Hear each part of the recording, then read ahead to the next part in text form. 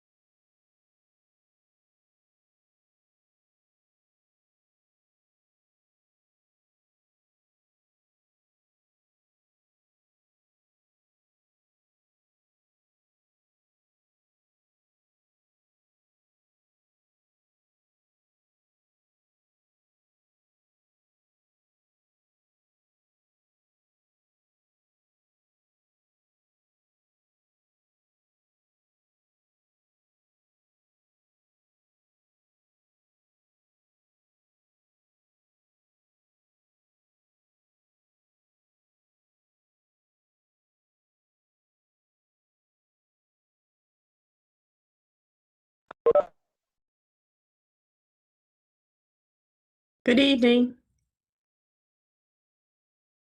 Good evening. Can you hear me? No? Uh-oh. Oh, maybe they haven't turned sound on. Okay. Huh.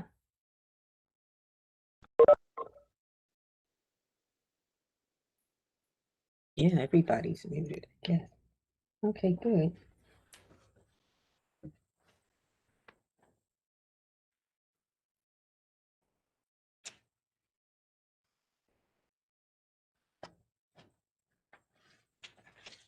Good evening, everyone.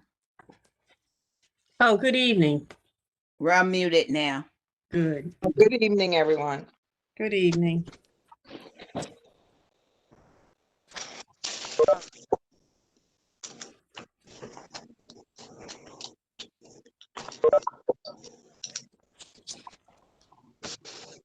Okay, let's put this here.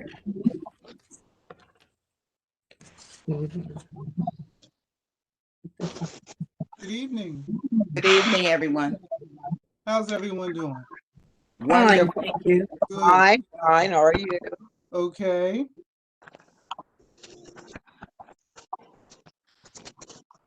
Put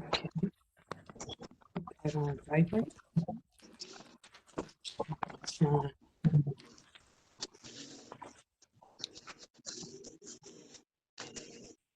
Good evening, Mr. Shaw. Good evening. Good evening, Mrs. Shaw. Good evening, everybody. How are you, Mr. Yes. Fine.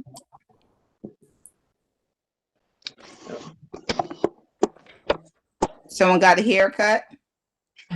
Oh, that yes. too. For this, Well, for this just- beautiful weather. Just a trip? Looks nice. It does. Looks like you're ready for business, John. Definitely. Too bad it's going to get cold again. John, don't say that. Please don't say Yes. that. Well, we're going to go 70 degrees tomorrow, 50 Yeah, degrees on Friday, yeah. and then all next week in the 40s. Uh, Oh, It's my. really warm, still 40. I still have boots to wear, so I'm okay. Not when you're up in the air, it's not warm. oh, that's Well, right. Mr. Shaw. You have nerve. I would not be up in the air Mm-mm. unless it's in a plane.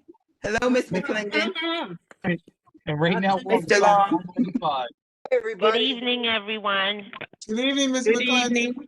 Good evening. Did I hear somebody Mr. say Long. they're going to be flying? Who's flying? Flying nowhere. Fly- In my dreams. But it's getting better, though. It's getting better. It is. But I must admit, I still have my nice little boots on today. And someone said, "Why you got on boots?" I Because said, "It's not spring yet. not yet. Not It's still yet. winter, right?" Let's not jump the gun. This weekend is daylight savings. Oh, is Yes. it this weekend? No. Yes, No, it is. it's- Yes. Yes, You're I'm happy kidding. for it. Let me look at my calendar. Yes, Saturday night, Sunday morning. And then next week is spring. Oh boy, Wait, when is daylight saving time? This weekend. this Oh, my weekend. goodness. Hmm. Already. I never changed my clock from the last time. So I enjoy looking at it and going, oh, I have an hour. That's different. Oh, my goodness. I'm going to wake up and go, I don't have an hour. Oh, no. Mrs. Boyle, don't let everybody know you're late for my meetings.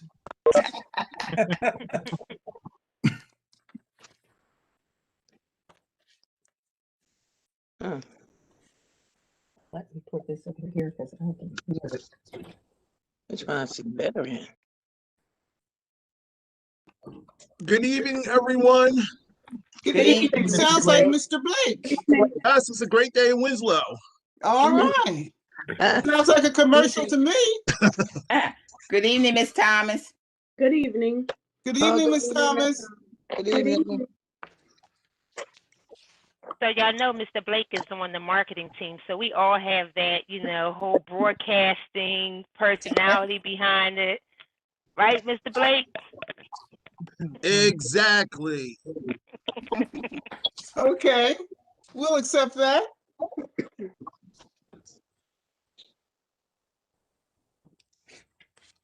I guess we have a bunch of Jack Mills clones out here now. Nothing wrong with that. You're right. It's not too bad.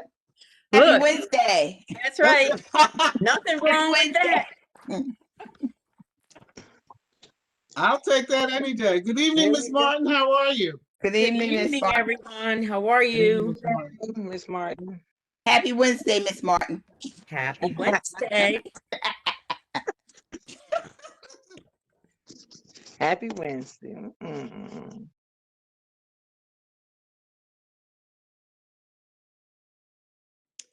Question, board members how many of us have gotten at least the first shot? I'm done. They told me I done. I see McClendon. I see. I'm done. I'm done. Oh, okay. You're done? Yes, Ms. McClendon? yes. done. I had my second shot last week. Okay, I'm done. Yes. good. 3 weeks ago, I was done. they giving Oh. the job. All Wow. right, Miss Peterson, I guess you get the first done award, right? Yes. I didn't go to that other place, though. I went and got Pfizer. Okay. Where they giving Johnson and Johnson out. They was giving Yeah, they're giving Johnson & Johnson out. at some of the doctor's office, but my doctor's not doing it. Mm. So I Camden County, they put me on for August the 25th, but they said because my age. Yeah. They said No, because we've got to get you moved up. they're August putting me 25th. on the list for it to be priority. Yeah. Uh-huh. Okay, everyone. I have 6:30. We're all here. Yes. Here's Dr. Poteet. Yes, ma'am. Oh, okay. Okay, lights, camera, action. Good evening. Good evening, Winslow. Good evening, all board members, administration, and to the Winslow Township community. Welcome to the Winslow Township Board of Education's regular Board of Education meeting. Today is Wednesday, March 10th. Public notice of this meeting was given to all members and associates in notices dated February 1st, 2021. Adequate and electronic notice of this public meeting has been provided specifying the time, place, and manner in which the meeting is being conducted. It was advertised in the Courier Post, posted in all schools, the administration office, the municipal building, the library, the Bud Dubel Center, Edgewood Acres, Elmtown, and the Winslow Township post offices. And this is our mission statement. The mission of the Winslow Township School District, a large, diverse, and growing community, is to educate all students to become independent, lifelong learners, critical thinkers, and caring and confident members of their community.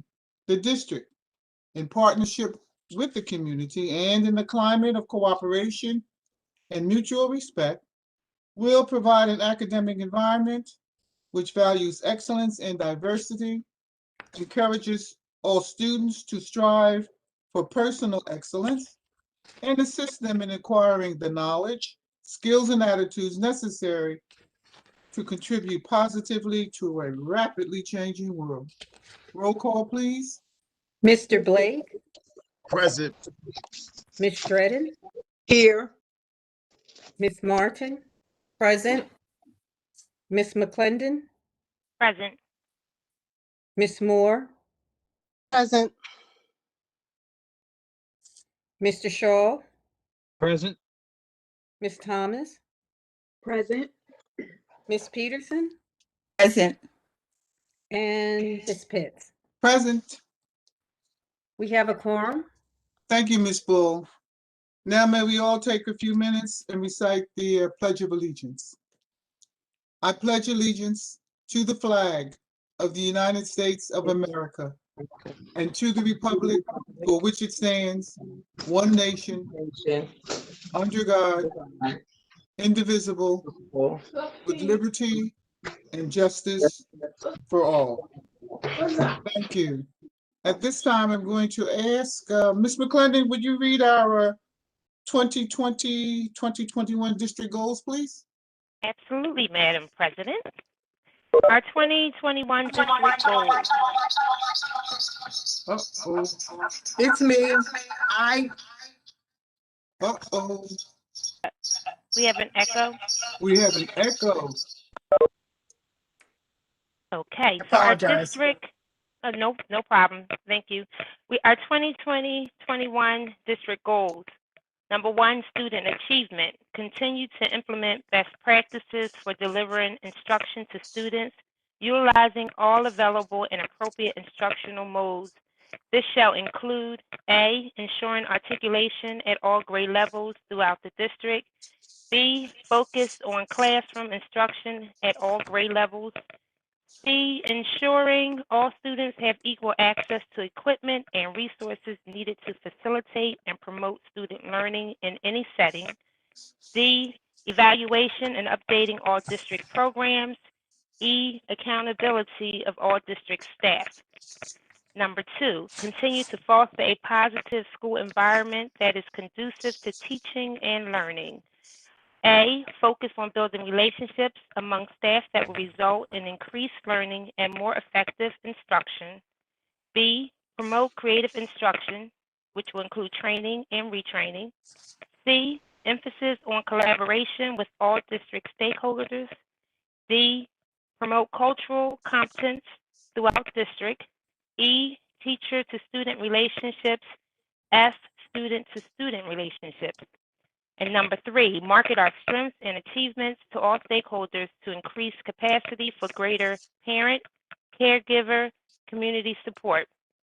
A, continue with our public relations marketing plan. B, continue to work with the various advisory committees in the district. And C, examine communication methods utilized by the district. Thank you, Ms. McClendon. Moving You're now, welcome. board members. I'm on page 2, awards and presentations. Dr. Poteet? There are no presentations this evening, Madam President. Thank you, Dr. Poteet. Moving now, board members, correspondence, Ms. Boyle. Yes, Madam President, we do have a piece of correspondence I'd like to share. It's from Stephen M. Sweeney, Senate President. It's addressed to Ms. Boyle. Thank you for your recent correspondence regarding vaccination allotments for school district personnel. And of course, this is in regard to the resolution that the board passed and sent out to the governor, and there was a list of other officials that we sent it to. I agree and understand the sense of urgency for all residents, especially those working in essential roles, in regards to being able to obtain the COVID-19 vaccine as soon as possible. I have strongly supported distribution to our educational community as quickly as possible. I am pleased that the governor and New Jersey Department of Health have announced that educators will be eligible for the vaccination beginning on March 15th. I will continue to support all efforts to ensure our schools can open in person, including ensuring teachers are able to access vaccinations. Thank you again for contacting my office. Sincerely, Stephen M. Sweeney, Senate President, State of New Jersey. Thank you, Ms. Boyle. That's very good news. Mrs. Pitts, Yes, Dr. Poteet. I have a piece of correspondence that I received today at 4:30. It is very, very important that the community pay strict attention to this announcement because it is important to all of us. This correspondence came from Congressman Donald Norcross, and I think it warrants that I read the entire letter. Dear Superintendent Poteet, today I join my colleagues in the House of Representatives to pass the American Rescue Plan. We listen to your concerns, and this landmark, life-saving package will help crush the virus by expanding testing and getting vaccines to the people, ensure schools have the resources to safely open and operate, provide direct relief to families, and assist our economy in building back better. The American Rescue Plan includes nearly $130 billion to help state and local education departments get schools open and running safely. I specifically like to highlight the estimated funding included for Winslow Township School District. Winslow Township School District will receive an estimated amount of $11.6 million. 20% of the findings provided by the American Rescue Plan is intended to be used to address and remediate learning loss among students. The remaining funds can be used for upgrading or repairing ventilation systems, implementing social distancing, purchasing personal protective equipment, investing in support staff to care for students' health and well-being. The American people need relief now, and the American Rescue Plan will provide much needed funding and resources. As your representative in Congress, I will continue to fight for the people of South Jersey and make sure they are equipped and prepared in the fight against COVID-19. If you have any questions or would like additional details, please reach out to my district director, Mrs. Mary Cruz, signed Congressman Donald Norcross. And the reason I think it's very important for us, as you know, this year, one of the major issues we have been addressing was the HVAC systems in all of our schools, particularly those schools who had the aging equipment, our older buildings. It would be my recommendation to the board and to the community that we use a portion of this money to replace the HVAC systems in all of our schools, so that not only will they be upgraded, that we will have the capacity to air condition all of our buildings. One of the reasons I think that we should at least put that at the top of our list, if you can recall 12 years ago, we had this opportunity and we didn't do it. And we found ourselves in the situation that we had this year with aging buildings and HVAC systems that were not functioning properly or to capacity.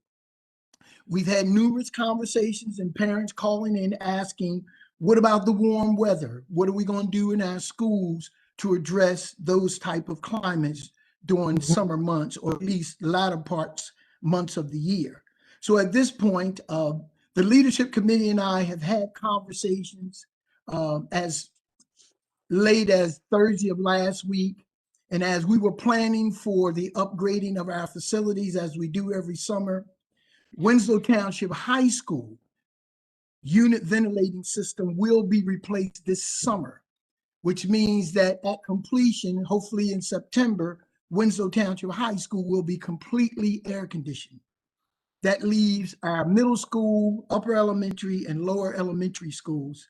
And I think this is a great opportunity for us to get that work done, so that for those young people and families who will be coming to our school district in the years to come, will not have to face this situation that we've just had to deal with. So at this point, of course, this money is not a part of our operating budget. It is an estimate, so we may get more, we may get a little less.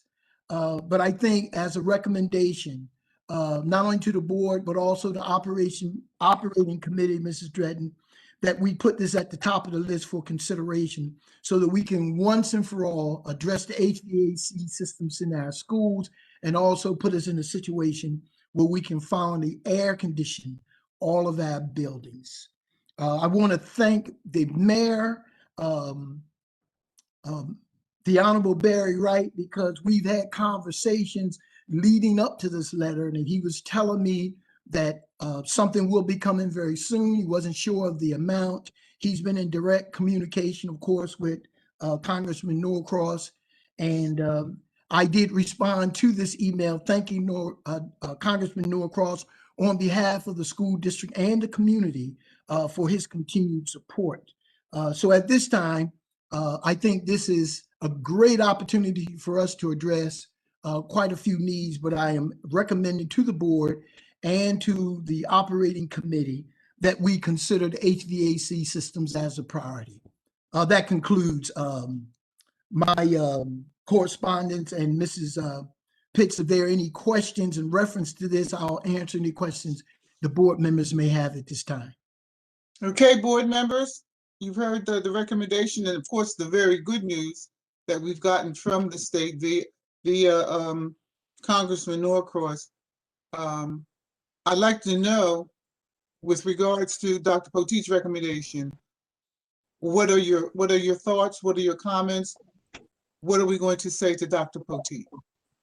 Mrs. Pitts, I would like to say, Ms. Dredden, yes, this is Ms. Dredden. And yes, I would like to say, according to what Dr. Poteet said, we should go forward with this, because this way we can get all that taken care of. Parents, been, air conditioning and about HAV, all of that, we can get it taken care of, brand new, done right and correctly for September. And I think we should put that in motion. I had a question. This is Mrs. Moore. Do we know what the cost would be to put air conditioning in all of the buildings? Yes, we do. We have an estimate. As I stated, Mrs. Bull, Dr. Carcamo, Mr. Davis, and I have been having conversations about this for quite some time. Our architects have given us an estimate of around $9 million to do all of our schools. And as I stated, it does not include the high school. So I think at this point, Mrs. Moore, this gives us our best opportunity to get it done now, because I don't think, ladies and gentlemen, we're going to have another opportunity anytime soon. So again, I'm not expecting any type of vote or commitment right now. I just wanted your feeling or response on that recommendation as a priority as we move forward. Mrs. Pitts, yes, Mrs. Shaw. my personal feeling on this, and I've had conversations with Dr. Poteet throughout the past couple of years about the HVAC system, is that with this money, and I actually had a conversation with you earlier about the topic of the money that was coming, that Dr. Poteet said he with the in addressing the correspondence, that we should go ahead and do this, because this is the perfect opportunity. It stops a lot of the conversation amongst the community about the air conditioning in the summer, and it updates the HVAC system all around. So whatever we can do to make this happen a lot faster, we definitely should go ahead and do this now, because we have the perfect opportunity. Thank you, Mrs. Shaw. Ms. Peterson? I too agree with it. I think it's a win-win situation, especially with students that may have allergies or anything that's sensitivity to their skin, that the heat can bring on other issues. So I too agree, especially to meet the needs of our special needs population and anyone else that has those physical limitations. Thank you, Ms. Peterson. Any other board members, your feelings and comments? Ms. Madam Pitts, this is President. Ms. Martin. Ms. Martin? I too agree with Julie, and I thank Dr. Poteet for passing that information on. I think this is a great opportunity. We've had many conversations about this, and of course, one of the major issues that we've always had is in reference to how are we going to be able to fund it. So I think we have an opportunity now to fund that, and it doesn't cost the township any extra money. It's money that's available for us to go ahead and do what we now need done. Okay. Board members, any other comments? Yes, Madam Ms. President. McClendon? I'm always a fan of free money, so definitely grateful for that money coming down to us from the state. One of the things that, I agree with everything that my fellow board members have said, but I think also with the implementation of the new air conditioning systems, that it will increase productivity, especially during those hot months, not just with our students, but with our faculty, our staff. You know, when it gets hot, sometimes you know how it is, you know, productivity goes down. So I think that is definitely something for us to move forward on. I do have a question though, Dr. Poti. Outside of the high school building, are any of the other buildings have certain areas that have air conditioning provided? Yes. School 3, as you know, is completely air conditioned. Okay. A portion of the high school is air conditioned. A portion of the middle school is air conditioned. A portion of school 4, the new addition, is air conditioned. The new addition to the high school is air conditioned. All of our cafeterias at the lower elementary, upper elementary schools and gymnasiums are air conditioned. And that was work that we've just recently done over the past couple of years. Let me just add so that we have a clear understanding as to where we're going with this. When the monies come, I know there will not be a company that will be able to air condition all of our buildings at the same time and be able to provide that number of unit ventilator systems at the same time. So if we, and I anticipate that we will run into that type of situation, my recommendation would be, of course, take care of schools 5 and 6 because they have second floors and those buildings are extremely hot during those May and June days. So 5 and 6 and the middle school, since it's already partially done, we might as well go ahead and complete that. And then hopefully the following year, be able to do all of the lower elementary schools. But again, it depends on productivity and availability of those unit ventilators. And as you know, just during this past year, it took forever for us to get parts for the unit ventilators we presently have now. So production during the pandemic has been very, very slow. So we can't anticipate how quickly, but I think as we plan, at least we put a plan in place to try to get them done strategically. And hopefully over a 2-year period, we would be able to have all of them done. So it's just, you know, the way it is, we can't get them. I wish we could get them all done at one time, but I think if we had to do it over a period of 2 years, that those will be my priorities just based on those conditions that we presently have to deal with at those larger schools, particularly those with second floors. So at this point, I hear what you're saying. I appreciate your support. But now, once we receive those monies, we go back into the planning stages, submit it back to the operation committee, and then, of course, at some time be able to provide the board with a plan of how we want to approach this. But I just wanted to get it out there today to let you know that it is coming and that Mrs. Ball's leadership team, and I know the operations committee have had conversations about these buildings. So at least we don't have to start from square one. We already have an idea where we want to go with this, but I just wanted to bring it to your attention and at least get some feedback to you as we move forward. Thank you. So with all that taken into consideration, whoever is awarded the contract, whoever does the work, and I'm assuming that, you know, we're going to make sure that whatever the new systems put in place are going to be compatible with some of the systems that are already in certain parts of our buildings. And part 2 of that is, does that also bring down the cost because there's certain areas that we already have air conditioning in? So that was like a 2-piece question. No. Well, the number that estimated number that I gave Mrs. Moore, that was with all the other places in the building already done. This is just, you know, to take care of those spaces that we will have to totally replace. But we're looking at totally replacing all of those units and all of those buildings And whatever we can keep that is compatible, yes, Mrs. McClendon, we'll do that. But my recommendation would be anything that's just too old, that we need to go ahead and replace it and do it new and not Band-Aid approach this. We need to just make sure we do it right because, you know, the old saying is, if you don't do it right the first time, when you going to have a chance to do it over? We're not going to get another chance in the near future to do this over. So we need to make sure we do it right the first time. So my I agree. recommendation would be, let's try to get everything new because we had the opportunity to do it.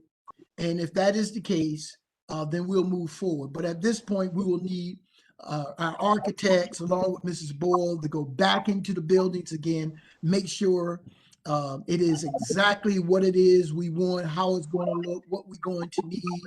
And then, you know, it could be a situation once you put it out to bid, it may more than one company could bid, or it may go to more than one company. I don't know how that's going to play out, but we want to do it right. So you're absolutely right, Mrs. McClendon. Whatever we do, we're going to do it right this time, so we don't have to come back and do it over. Okay, thank you, Dr. Potteet. So therefore, board members, we've heard all this really good news from Dr. Potteet, and he's putting it out to us at this time as a recommendation. And so what I am saying to the board is this: we've gotten this information. I think perhaps some of us may even want to just think about it more and may perhaps come back at our next board meeting, which is the 24th, prepared to take the recommendation to the level of a motion. And so that at that point, I will put it before us as a motion. And so as Dr. Potteet said, he's given us this information tonight with the recommendation. And so we have at least 2 weeks. If we have any additional questions, as we do really some research ourselves. Comments? Are we comfortable with that, board? Yes. I'm Yes, no, comfortable. put a hand up. Yes, okay, Yes. thank you. Okay, thank you, Dr. Potteet. That is good news, good news. Going forward, any further correspondence? All right, moving now, at this point, board members, I'm asking you for a motion to approve the minutes of our board meeting, which was our regular board meeting that was held February 24th, 2021, open session. Peterson, move for approval of the board members of February the 24th. Is there a second? Dredden second. Thank you. It's been moved by Ms. Peterson and second by Ms. Dredden. Any further comments or questions? Hearing none. Roll call, please. Mr. Blake, Yes. Ms. Dredden, Yes. Ms. Martin, Yes. Ms. McClendon, Yes. Ms. Moore, Yes. Mr. Shaw, Yes. Ms. Thomas, Yes.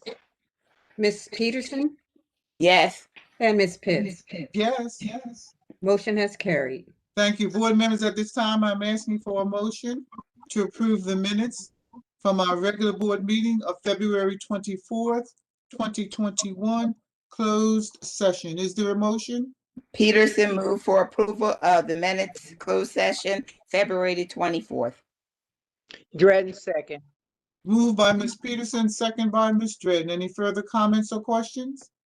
Hearing none, roll call, please. Mr. Blake, Yes. Ms. Dredden, Yes. Ms. Martin, Yes. Ms. McClendon, Yes. Ms. Moore, Yes. Mr. Shaw, Yes.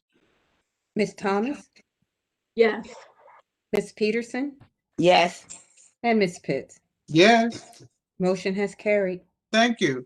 Moving now, board members, to our committee reports. Would there be a report out of our athletic committee? None at this time. Thank you, Mr. Shaw. Moving now, would there be a report out of our education committee? No report, Madam President. Thank you, Ms. Peterson. Moving now, would there be a report out of our equity equality committee? No report, but we will have our meeting. I'll talk to the committee members, but it will be one day this week. Okay, thank you, Mr. Blake. Would there be a report out of our marketing committee? Yes, Madam President. So the marketing committee did meet this past Tuesday on March the 9th, which is normally outside of our normal meeting days.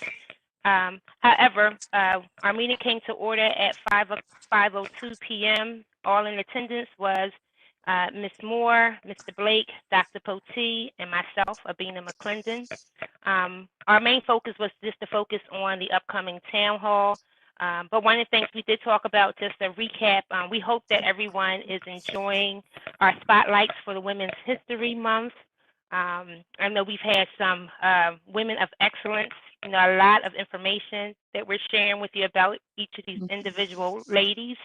And hopefully that everyone is learning something, because I know that there was things about individuals that I had no idea. So we hope that the community is enjoying as we spotlight. We still have more to come. The month is not over, so continue to check out our district district webpage, and also our Facebook page. As I said, we're finalizing the agenda for the town hall. First, we'd like to thank all the board member chairs for accepting our invitation to participate in the upcoming town hall. So we're looking forward to, whatever you have to say at the town hall. Also, thank Ms. Moore publicly for, if you haven't seen the flyer that has already been posted, we thank Ms. Moore for her creativity with the flyer that has been designed for the town hall. Just a reminder that the town hall will start at 6:30. For those who are also aware of our budget presentation, it will start at 6 o'clock during our regular time for next Wednesday. Lastly, our next meeting for the marketing committee is going to be March 16th at 5 p.m. We will do a run through of some of the technology needs for the town hall. And our meeting was adjourned at 6:30 p.m. Thank you, Ms. McClendon. Ms. Moore, how did you do that? Did you hear me? How did you do that? It's Miss McClendon's fault. Oh, okay. She can show you. Okay. It's the reactions button at the bottom, Ms. Pitts. See the little smiley face with the plus? Oh, yes. If you click on that, you can do a couple different little animations. Oh, thank you. Thank you very much. See, you're learning something every day. Yes. Thank you, Ms. McClendon. Moving now, Mr. Long, would there be any comments with regards to negotiations committee? Not at this time, Madam President. Thank you, Mr. Long. Moving now to the operations committee. Not at this time, Madam President. Thank you, Ms. Redden. The policy committee will be meeting tomorrow at 4 p.m. And moving now to our citizen advisory committee, Ms. Martin. Yes.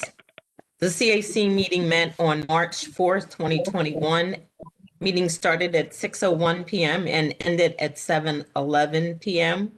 Present were myself, Rita Martin, Board President Cheryl Pitts, Ian Moran, Michelle Kane, Shauna Hart, Joe Thomas, Danielle Hunter, Carolyn Carter, and Megan Byer. We also have a new member from Chislehurst, thanks to Dr. Potee, Miriam Smith Shroud, who was unable to attend because of the timing of our meeting. Vaccination for teachers. Ms. Pitts gave us an update on where the district stands with teacher vaccination. We have the space to have someone come in and distribute vaccines to staff, but our freeholder stated we have to have personnel to administer the shots, approximately 600. Camden County Public Health official said that as a school district, our request has to come through the Camden County Superintendent. Camden County. Ms. Martin, I just want to clarify now, this information was given out prior to the information that we know now that has come out. Correct. With regards to the vaccination for our staff. Yes. Okay. Camden County Public Health is setting up locations to have vaccines given to school personnel, which is effective March 15th. School district can't mandate that staff receive the vaccine, but they can try to make it available. Number 2, technology use in the classroom. The question was asked if students are allowed to use Chromebooks in the classroom. That is a building level decision because the school board has not put out any requirements regarding Chromebooks. The above question led to the discussion about parents being intimidated to reach out to principals. Below are some suggestions. Develop a relationship with the teacher or counselor if you are afraid to go to the principal. Have a mentor that is willing to help you reach out or establish a relationship, CAC member possibly. Roundtable type discussion with principals, probably not possible, but maybe post-COVID. Reach out to a board member. Is the district monitoring connectivity issues and what programs are working? Yes, those things are constantly being monitored by Dr. Poteet, and Dr. Poteet is visiting all the schools and seeing what is working. We had approval in our last board meeting in reference to upping, I think, our connectivity through Verizon. Reunion alumni would really like to bridge Edgewater with Winslow and make it about both. Brief discussion about Dennis Mitchell and that he could be the key hook. Was asked to refer to Mr. McClendon about those ideas. Hybrid versus in-person flexibility. Seems to be confusion about not flip-flopping between hybrid and remote, but what to do if they decide to keep their student home because of symptoms. We need to send a message that if your child is sick or has symptoms, we need to reach out to the teacher to see what to do about whether or not your child can join online. Timely release of information, updating district website. School website is out of date. Some questions that could easily be answered if sites were being utilized better. Example, what doors should you be using before school care? Suggestions that we discussed are listed on the next page. From our discussion about the school websites being out of date and better utilized to help answer simple parent questions, could the principals put a blurb up on their school's website on Fridays or Mondays just to talk about what is happening that week or any upcoming things parents need to know? There was a discussion that parents feel intimidated to get in touch with the building principal and staff. This could also bridge the gap between parents and school and may help parents feel that the principal is more accessible and willing to answer questions and have discussion. Number 2, can the schools list the staff members' names and email addresses rather than using the robo email form? The lack of access to a staff member's email seems like an unnecessary barrier. It also seems like it would be an easy way for communication to get lost and emails get unanswered. Removing this step from the process may also help parents feel that school is more accessible. The meeting adjourned at 7:11 p.m. Our next scheduled meeting is the first Thursday in April. Thank you, Ms. Martin. Madam President, may I address Mrs. Martin on a few of those issues that were raised? No, I think we Particularly only have 2 recommendations, correct? Yes. Okay. Yes, Dr. Poteet. Yes, Mrs. Martin, couple of things, because I heard not only in the recommendations, but the relationship with building principals by parents. I'm sort of surprised to hear that because over the years, I have never heard a parent, nor has a parent ever said to me that they were afraid to call the building principal or afraid to approach the building principal, or that the principals are not making themselves accessible.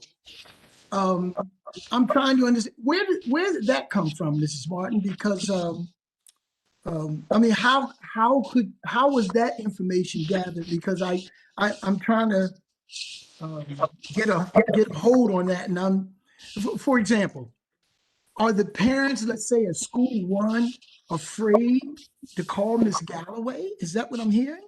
Or at school two, the parents are afraid to call Mrs. Kelly, you know, and so on and so forth with the principals.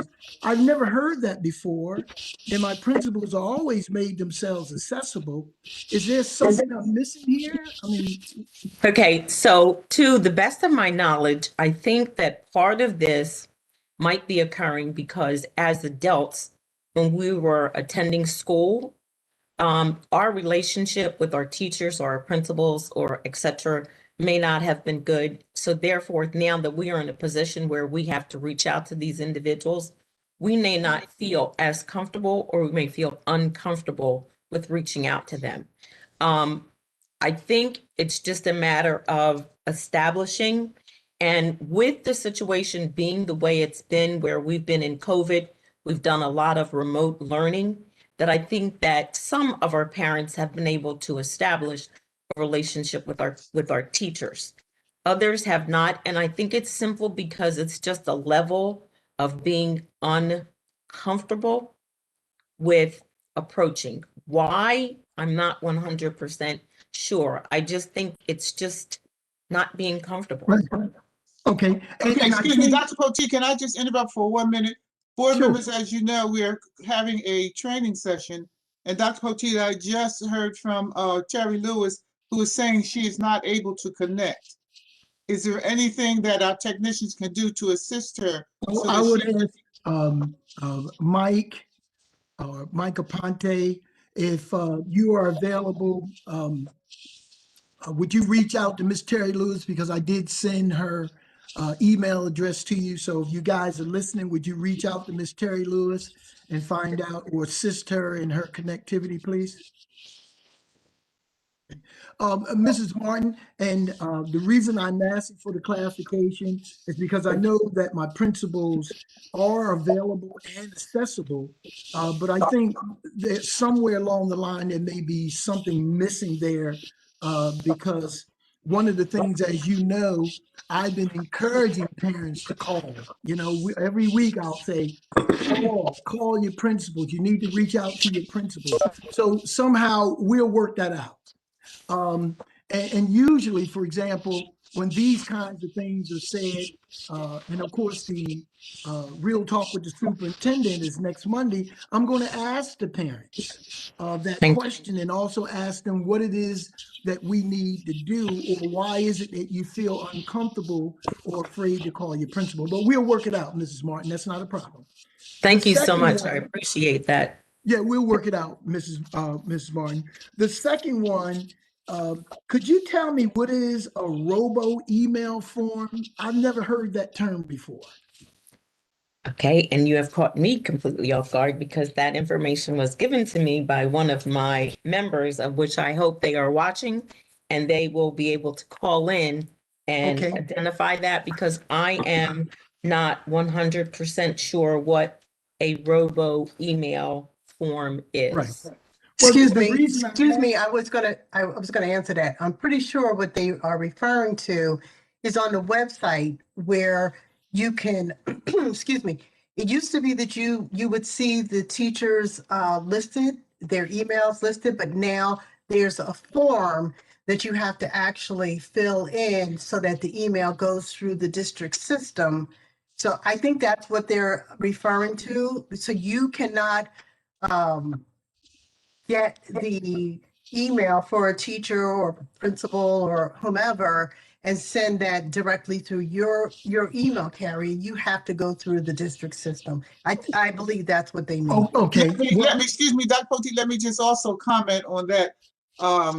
Because of course I sat in on that meeting too, and that is correct. I think what the statement that was made had to do with being able to readily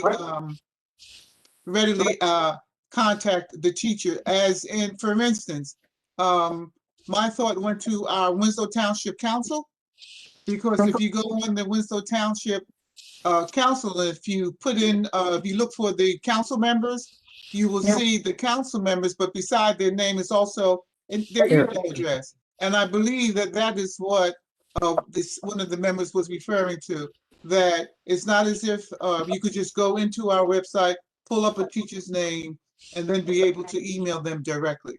I Okay. think that's what they Okay. were referring Well, to. Mrs. Pitts and Mrs. Moore, let me tell you what we have that's been on our website for years. And now let me just take you through it very quickly. All you have to do is go to our website. You go to the school. Let's say it's a school one parent. You go to the school, you click on the school, and right on the top of the bar, it says parent. You click on parent, and you just scroll down to faculty and staff. You click on faculty and staff, and all the names of the principals and teachers show up right there in front of you. And if, let's say the teacher's name is Mrs. Poteet, so you click on Mrs. Poteet, and the information is right there. All you have to do is put your name in, your email address, what your concern is, and then you can send them right in your message. And when you click send, it goes directly to the teacher's email address. Oh, okay. Well, Dr. Poteet, I disagree, and I will tell you that, I mean, in a perfect world, that would work right every time. But I know even from when my daughter was in school, it does not always work. And sometimes those messages end up somewhere else, or they don't go through, or they're just not being responded to. So I do understand the concern about having an actual email to be able to send it to. So I understand what you're saying, Mrs. Moore, but we're going to agree to disagree because it's been there for years. I don't know how many parents use it and whether or not it's being used appropriately. I mean, even in the perfect world, if you have an email address, it may have some difficulties because we're talking about technology. This is what I'm going to ask you to do. Before we change our entire system, then I want parents out there who are interested in sending an email to their teachers, use the system that we presently have in place, and then let me know whether or not it's working, because all these years, no one has ever said anything until tonight. And if it's not an overwhelming problem, then I think there's no need for me to revamp the entire system. well, Dr. Poteet, here's what I'm suggesting. Next week is our town hall meeting. What I'm suggesting for this particular issue, if we could do a brief demonstration. If we, Ms. McClendon, if we could, at our town hall meeting next week, with regards to this issue, if we could have a split screen and do a step-by-step demonstration for all who would be interested, so that parents could see how the system works. So it's more or less a show and tell. That is what I'm saying, Ms. McClendon, that I would like us to do for this issue at our town hall meeting next week. Right. Okay, very well. Now, is that going to fall under the CAC? Yes. And we want to, and even for safety, there's even a verification code right there that the parent can put in, so that we make sure that it's just not a robot or somebody tapping into the system. And that email goes directly to the teacher, and the teacher can respond. So at this point, I understand the concern. I'm willing to do whatever we can to communicate with our community. But I just wanted to make sure that the community was aware of the fact that we do have a contact system already in place and has been there for years. So I just need to know whether or not they're even using it, or if there are any problems. Then I think the show and tell or the demonstration next Wednesday will be appropriate. So it's just a matter of us having these open lines of communication, Mrs. Martin, so we can clarify these things, and whatever the issues are, we can work them out. Okay, very good. Madam President, if I may add something. Yeah. So if you use Genesis, which I'm a big fan of Genesis, the portal, you can email the teacher right from Genesis, especially if you go under the grade book area. The teacher's the teacher's name right underneath it is a little email envelope. If you click it, it brings up the teacher's email address, and you can email it directly from your Outlook. Okay, well, So that's good information, Ms. that's just McClendon, just to an be additional. also, and that can also be shared next week as part of the demonstration, okay? Okay. Okay, thank you. Now, at this time, board members, we're going to move on because our esteemed NJSBA representative, Terry Lewis, is here with us. Good evening, Terry. How are you? I am fine. How are you? I'm fine, thank you. Can you So hear glad me? that, yes, can we hear? Okay. Okay, so glad that you were able to join us this evening, Terry. And board members, as was reported and announced before, Terry Lewis is here to give us a training session on the roles and responsibilities of board members and the superintendent's evaluation. Okay, so Terry Lewis, take it away. Do I have the ability to present? To present by way of a split screen? Let me see here. Oh, yep, I do. Your guy's great. Okay, all right.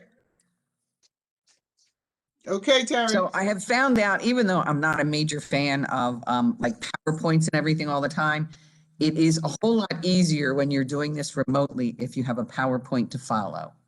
So the unfortunate part is when I do this, I can't see all of you. So, feel free to interrupt, grab my attention, do whatever you need to do to say, hey, I have a question, I have a question. Let me see here, slideshow from the beginning. So I just wanted to take you through kind of like who does what in public schools, who does what in governance, because the board has different functions than the superintendent. And then because you have some new board members and some not so new board members, we have some tips at the end that might help everything move along a little bit easier in your meetings.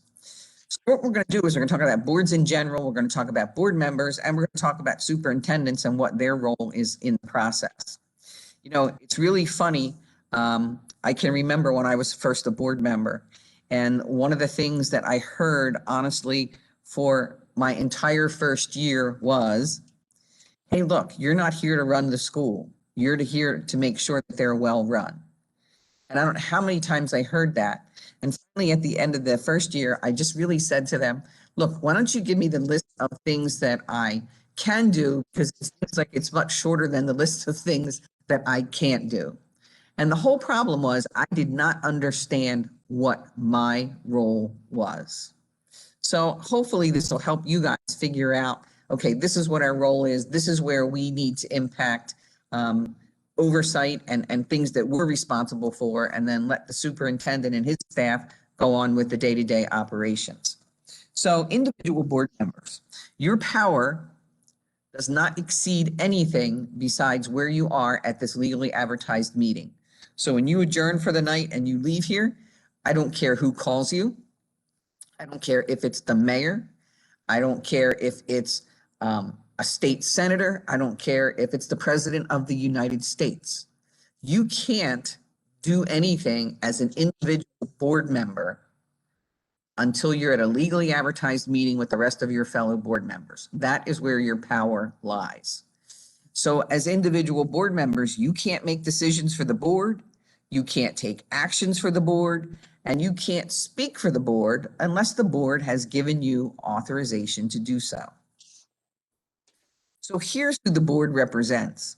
I hear a lot of times board members say, well, I represent the people that elected me. And that is so far from the truth. It's amazing because you are here to make sure that the kids in your district get the education that they are entitled to in your community. So your powers as a board member actually come from the state. So if you want to know what kind of power you have, go look in statute. And a lot of what we're doing here is based on state statute. You listen to your entire community. You explain the needs of the school system. You listen to input from them. But you're really here to make sure that your students in your community are getting the thorough and efficient education that they are entitled to. So here's what board members actually are. They are first and foremost policymakers. Policymakers let your administration know, here are the lines, and as an administrator, I have to operate in these lines.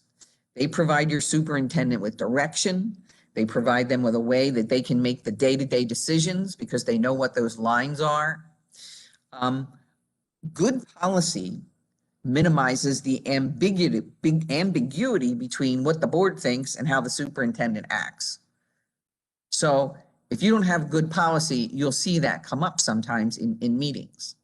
I would suggest now, most importantly, all board members pull out the bylaws section of your policy manual. I don't know if you have, there's two different entities for policy manuals. If you have New Jersey school boards, if you have our numbering system, you will look at the 9000 series, and that's the board bylaws. If you have Strauss Esme, look at the 00 series, and that's your board bylaws. What does this tell you? Everything that you need to know about how your board, how to get things on the agenda, who constructs the agenda, what do our committees do, who's the spokesperson for the board. It gives you anything that has to do with the operation of the board so that you know how to operate within those 8 other members that you're serving with. Board members are also visionaries. They're not the people that sit on the ground and talk about how we're going to implement something. They're the people that are above that saying, hey, you know what? It would be great if we had this. Or why don't we have this? So you guys are visionary. You're constantly looking down the road. Here's a good example. Like we know for the past year that we've all been involved in remote education, whether we liked it or not, right? If you're a parent, shake your head, Abina. If you're a parent, you're probably, okay, I've about had it right now. And I think we all have, but there's things that we can learn from that. And as board members, we have to put on our hats and say, okay, Dr. Poteet, we need to know, like over this past year, what did we learn from that? And how can we effectively use technology in the future to impact education? Because it's not going to go away. We're always going to have some sort of technology involved in education. Let's face it, if your kids can sit home for like 5 and 6 hours at a time in front of a screen playing a video game, we can certainly use technology in education. We just have to be visionary and be able to see that. You're also goal setters. And I know that this board is very good at this because you and your administration sits down every summer and talks about, let's back up, let's regroup. Where are we? What did we accomplish this year? And what do we want to work on this upcoming year? And you do that religiously. And it really creates an environment where everybody's on the same page and everybody is working in the same direction. Because the very goals that you help set that day, Dr. Poteet takes to the rest of the district and makes sure that the plans that they're doing can accomplish those goals. You're also communicators. So it's not our job to have a list of people that we communicate with at the end of every board meeting and say, oh, here's what happened. It's not our job to bring people's issues to the board. If it's an individual issue, we need to tell them, here's where you can go in the district to get that fixed. But it's not our job to be those individual problem solvers. Ours is a much, much higher level. So we need to communicate the aspirations of what the community wants for the education of its kids. Here's what we're looking for. This is what the community is looking for. That's what we need to communicate with. And then we need to be able to tell the public, you know what? Here's what our goals are. Here's what we're working on. Here's why we're working on these. This is why we think these are important. Any of the day-to-day stuff, I can't find an email. I can't, I have a problem with my child's teacher and homework. Any of those kinds of things, not your bailiwick, don't get involved. Your job is to be able to send them through to the people that can help them. And you always start at where the problem is first. So you got a problem with the homework and teacher? Have the parent contact the teacher. That's your chain of command. And we're going to talk about that a little bit further. Let's talk about the superintendent's role. I couldn't get a good connection back there. I had to come out here, but that's okay. I'm good. I'm good. Thank you. Thank you. So let's talk about the superintendent's role in this. The superintendent is actually what we call the implementer. It is their job to carry out the day-to-day functions in the district and to make sure that the goals that you set are being realized. And if you want to make this a successful relationship, there's a couple of key points that have to be made. You have to trust the superintendent. They're not going to lie to you because it's going to come out. They're going to tell you the truth, the whole truth, and nothing but the ugly truth, whether you like it or not. And sometimes we don't like the ugly truth. You have to respect their professional training and experience. They are the educators. They are the chief educators in your district. That's why you hired him. You gotta respect what they tell you. And you have to have confidence in their ability to administer the district. Now, the superintendent on their and they have to, they're loyal to the board and they give good advice. They provide competent management of schools, and they also see that the board's policies are implemented. Policy is going to come up several times in here because that is your job first and foremost. You are a policy-making body.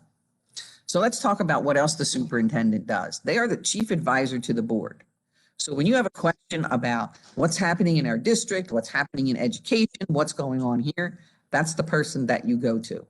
So they are they're your go-to person in terms of education. They are the staff's liaison to the board. So you don't go to staff if you have any questions. If you have questions about what's happening in third grade, who are you going to ask? You ask Dr. Poteet, because that is his job.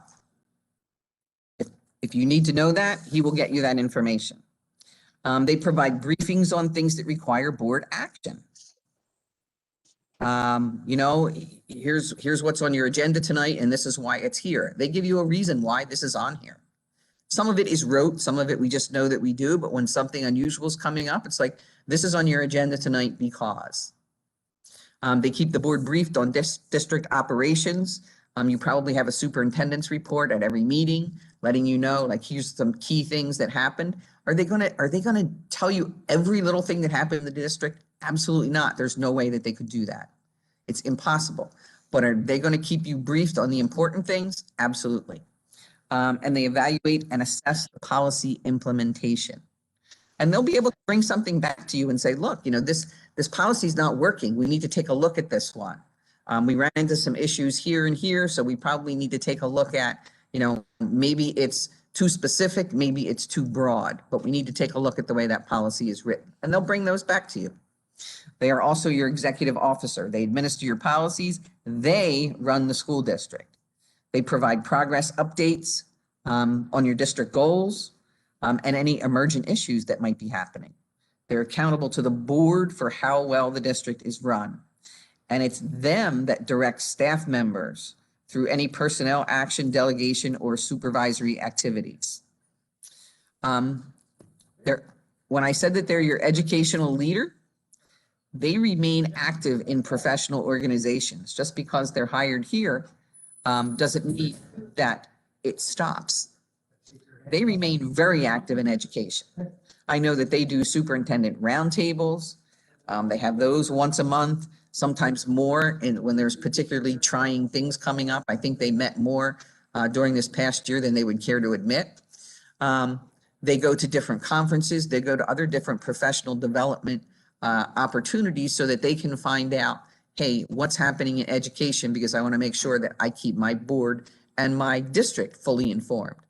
And they bring worthwhile ideas to the attention of the board and the community. So this is what a collaborative relationship looks like, and I'm just going to run through this briefly. So the board, we talked about this before, respect the superintendent as the consultant before taking any action.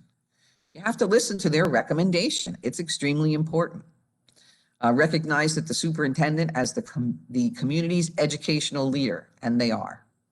Do not confuse your policy role with that of running the schools. Our job is not to run the schools. And don't surprise the superintendent. Nobody surprises. And I'll cover that when I cover the CSA role. So keep the board informed at all times. That's their job. That's what the superintendent does.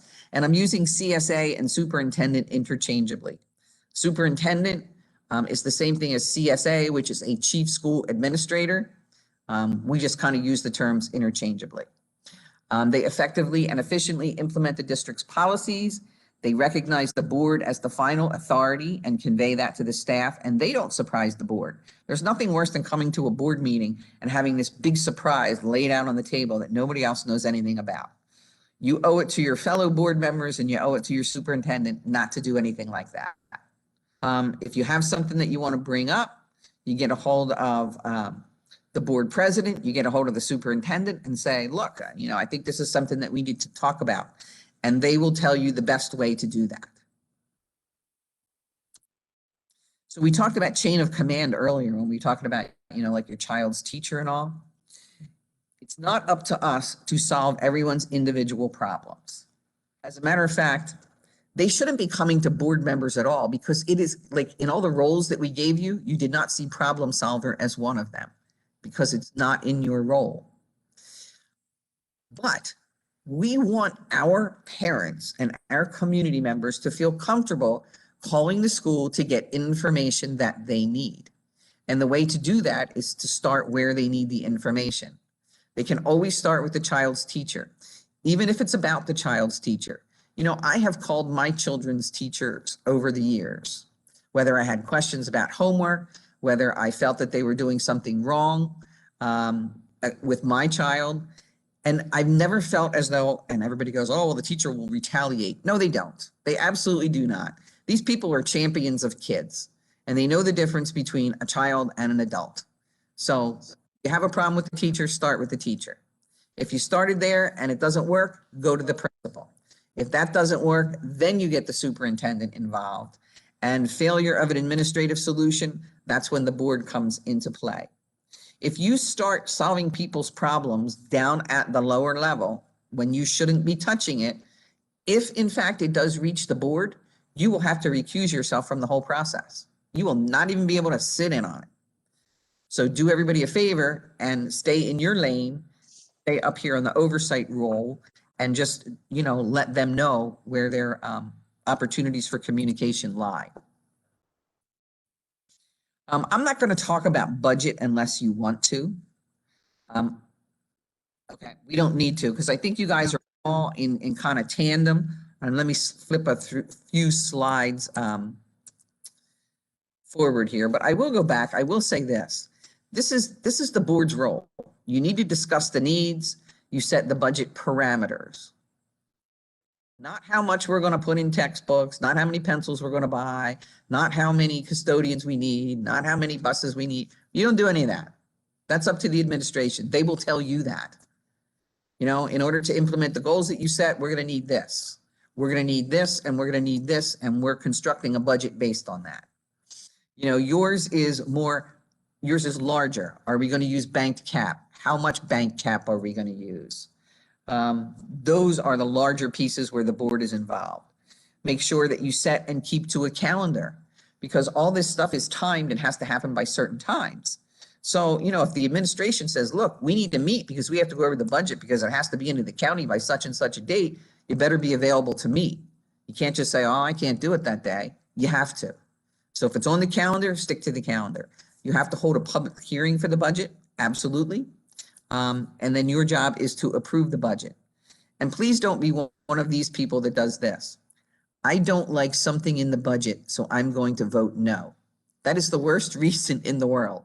Just because you vote no doesn't mean they're going to go back and fix that one thing in the budget that you don't like. That's not going to happen. So you have to support the budget as a whole, not as that one line item that I did not like. That's all I'm going to say on the budget. Do we have any questions so far? Let me give you a couple of scenarios then, and let's hear from you guys. So let's talk about, is this your role? So our Board of Education passed a building referendum and construction started already. So a board member who runs a large construction company visits the site to check on the progress. Is this the role of a board member? Abina's shaking her head. Oh, you're in a bad position, Abina, because you're the only one. You and Miss Pitts are the only two that I can see. So tell us why not, Abina. Well, because it doesn't fall under we're the visionaries. Like, we're not the ones that go and make sure a job is being completed. We're not the overseer of that. That's exactly right. And if you want to know what the progress is, who are we going to ask? Superintendent. That's it. Hey, how far? Are they ahead of schedule? They behind schedule? They on schedule? What's going on? So a board member has received multiple calls complaining about the behavior of a teacher. Although she refers each of the callers to the chain of command, she also calls the superintendent to alert her of the issue. Is that our role?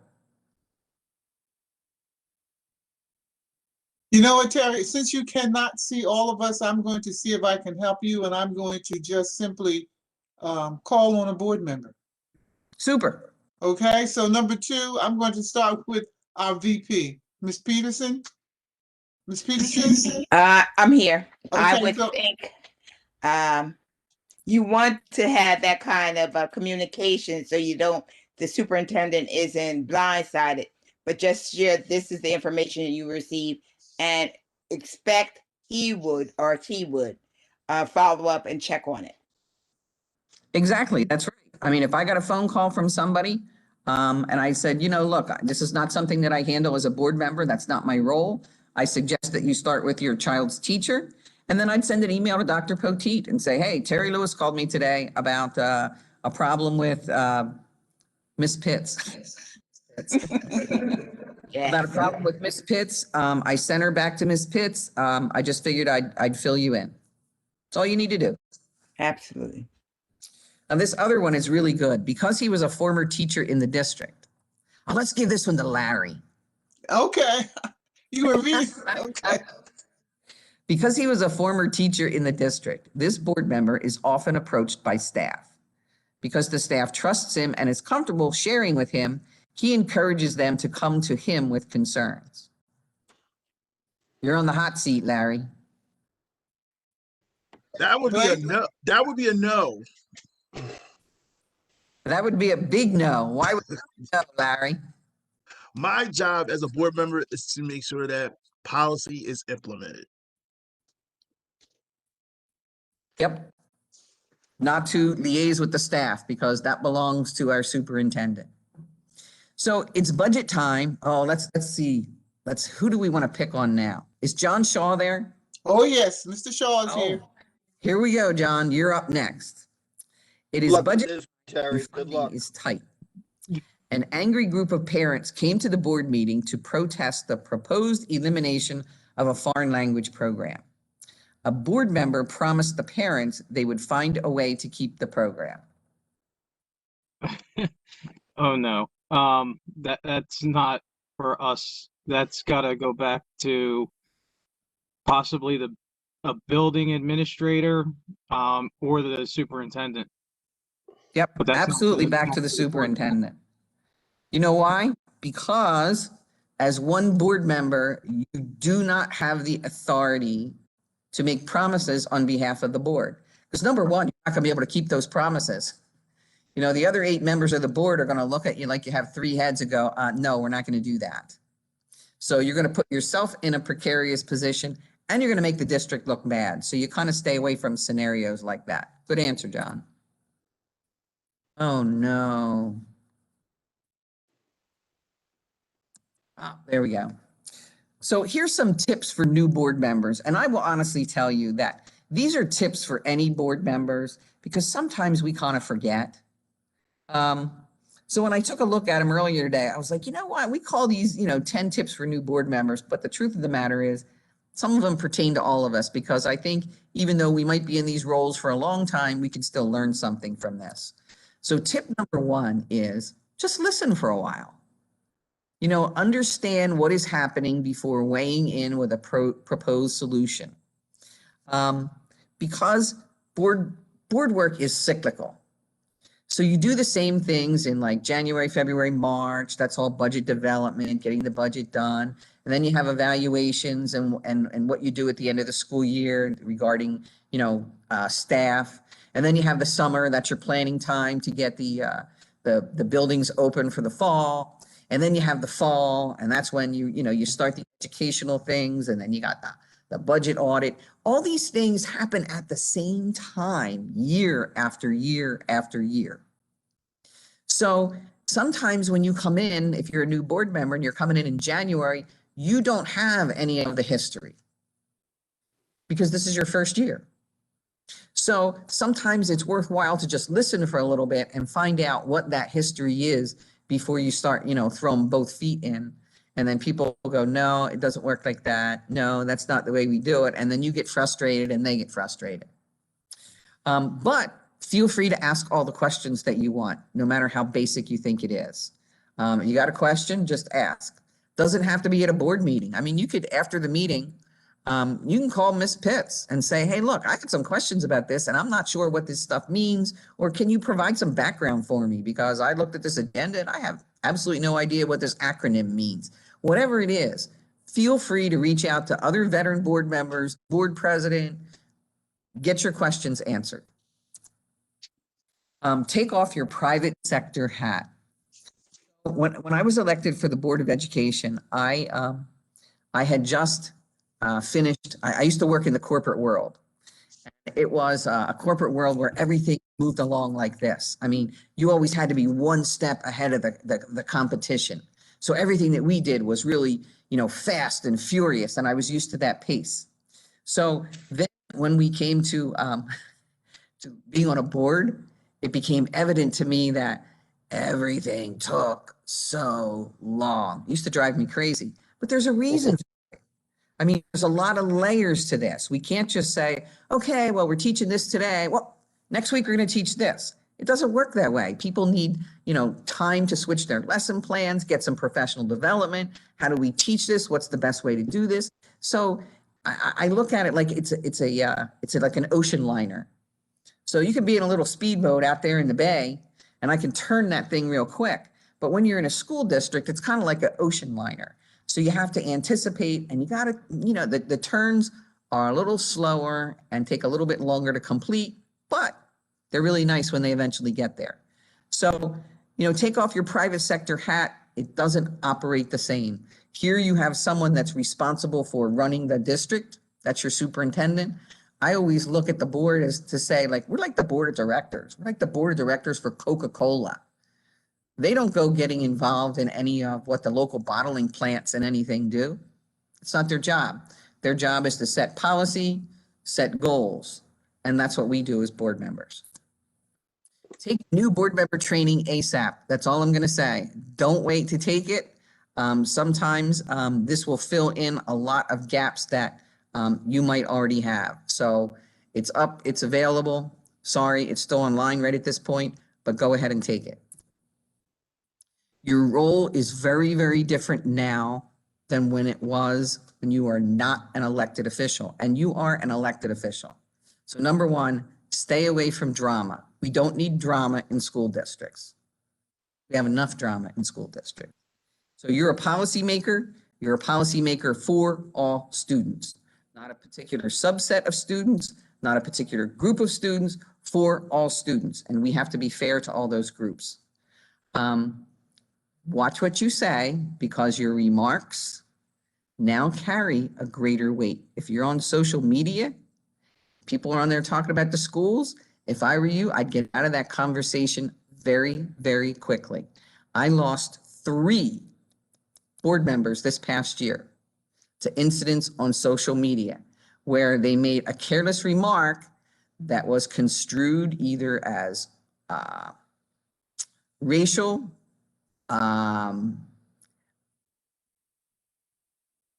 disparaging to different groups, and they all had to resign. 1, 2, 3. I lost 3, and they were all good board members. They just did something they shouldn't have done, and they responded to something in anger, and people took it out of context. So please stay away from those conversations and be conscious of what you say, and be even more conscious of what you write. I know that your board attorney is there, so I'm going to give you a really nice phrase, and I'm sure he'll agree. Nobody ever got in trouble for something they didn't write down. So before you send that email, before you respond to that post on social media, you better really think long and hard, do I want to hit this send button? Sharing confidential issues in the district causes really harm. So if you are, you're in open session, I mean, that information is okay. If somebody asks a question and they need clarification, absolutely you can share that. But if you are sharing information that is shared with you as a board member in executive session, then that's wrong. There's a reason why we call it executive session, and that information that is in there stays in there. We talked about this, no surprises at the board table by anybody, not by the superintendent, not by the board. If you think you have a surprise, then you need to reach out to either your board president or your superintendent and say, look, we might need to talk about this tonight. The key to success is learning to say the same thing 1,000 times. You know, and it's funny because, you know, I've worked with this board for a long time, and I think that was Julie I heard chuckling there in the background, right? So if you want something done, it is not going to happen right away. And there are things that you think are really important, and maybe it's not the right time, but that doesn't mean that you ever give up.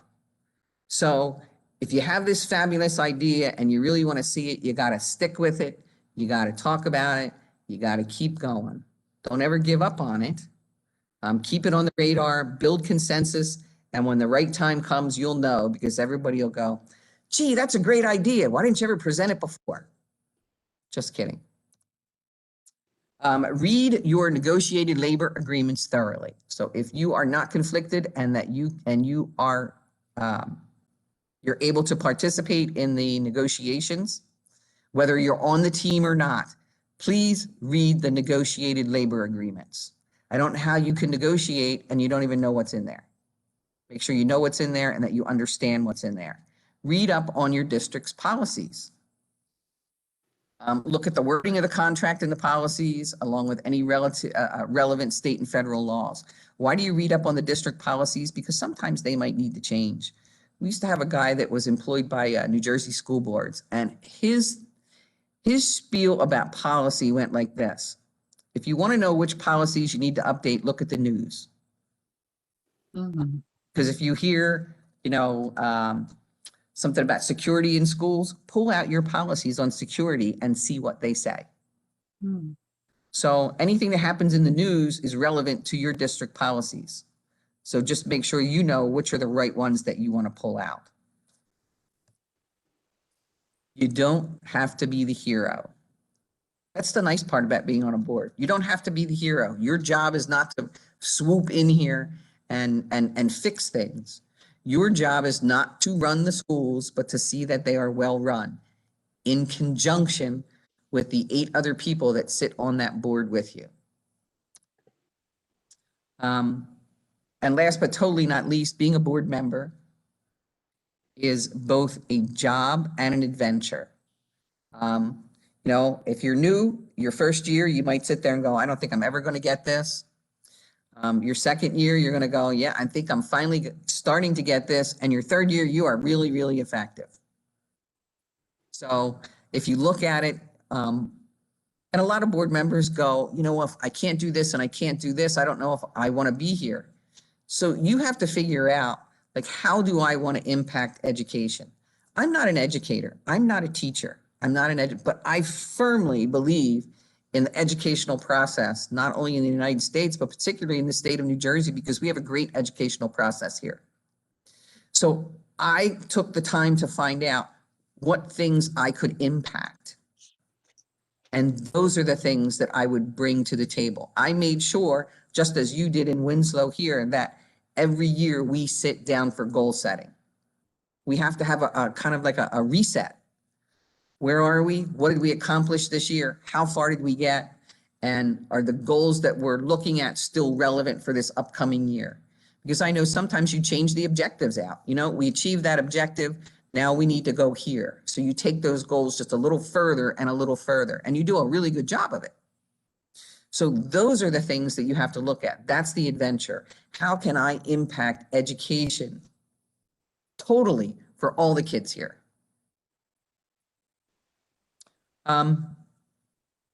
If any of this, there is actually on our website a book called The Fundamentals of School Board Membership. You can go on there and you can read all of the chapters. This actually was chapter, I think, 1, 2, and 3 out of the book, but I just kind of condensed here for you. So any questions?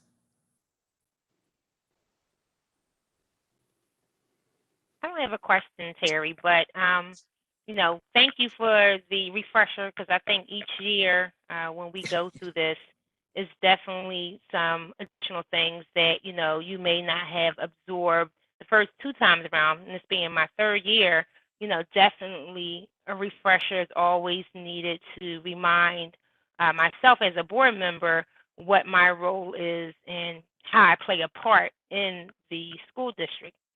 But however, so, you know, being as though this is our board meeting, and of course, I'm sure the public is probably trying to figure out, well, why are we having this training? What's going on? Yeah. Can you just say why you actually do this training each year for board members, just so that the public will know? Because I'm sure they're probably wondering, why are we doing this? You know, what is this seminar for? So it's just, again, communication is always key. Yep. So if you could just touch on that, that'll be great. I think you just did the perfect job of touching because, you know, you get so caught up in every year, you get caught up into your board work. And sometimes like you kind of like, you know, stray off the path there a little bit. So like you said, you know, you sit down once a year and you talk about, okay, let's talk about what our role is. Let's refine that. Let's make sure that we all know what that is and that we're staying in there. So if we all stay in our lane, it makes a much better process. So you probably picked up 1 or 2 things tonight, even if it was just one. Even when I do these trainings, I always pick up one thing.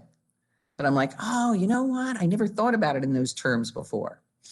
We also kind of lose sight of the fact that, you know, when we talk to people throughout the year, the community's idea of what our role as a board member is and what the state of New Jersey says our role as a board member is are 2 different things.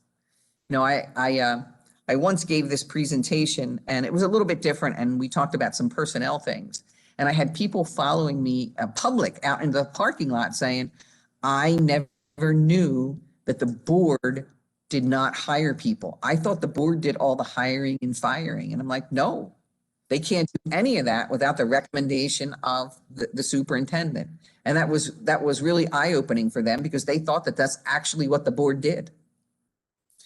So that's why we're doing that, just to give everybody a refresher, just to kind of make sure that we all know what our lane is, that we stay in our lane, because that's what makes this a great place to be a board member and a great place to send your kids. Thank you so much, Terry. Now, did you want me to touch on the CSA evaluation, or are you going to handle that, Ms. Pitts?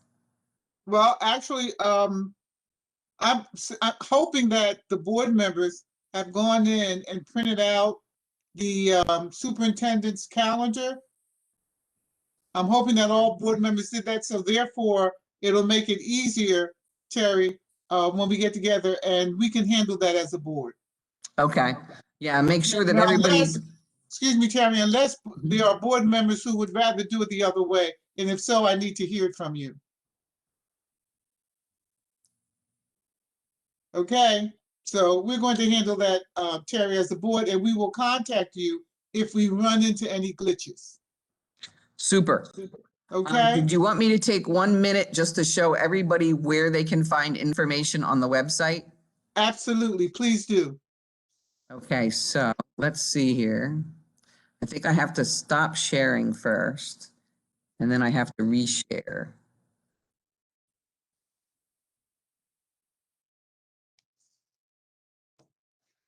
Whoever would have thought that I could actually do this technological stuff? This is absolutely amazing. I feel the same way, Terry.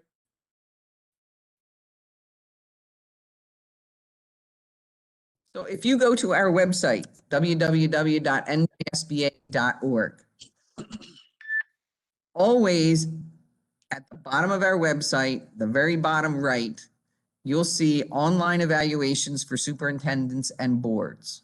So you can click that to go to the evaluations page. And on there is the board self-evaluation. There's a copy that you can print out if you want to look at it. This green button here says begin the board self-evaluation now. That's how you would access it. But down here is the online CSA evaluation. There's a really good guidebook right here, the CSA evaluation guidebook.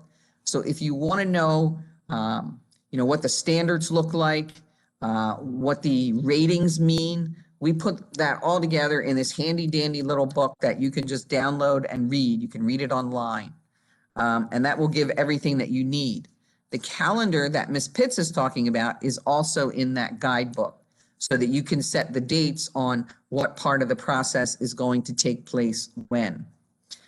If you don't like to read, there is a webinar that goes through, and people don't. I mean, I would just rather, sit back with a nice cup of tea and listen to the webinar and not have to read the book. So if you'd rather do that, then download the webinar and that will tell you everything that is in the guidebook and everything that you need to know about the evaluation. There's a copy of the evaluation in the guidebook, and there's also one down here. If you just want to print the evaluation, you can print it right here. These are all the resources that are available to you online. Now, I will tell you one little tip when you get started. You used to have to call us and say, how many board members completed the superintendent's evaluation? And we would tell you. We don't have to do that anymore. So you, and we made it very easy because it's not just the board president. All board members can go in and see who completed the evaluation and who did not.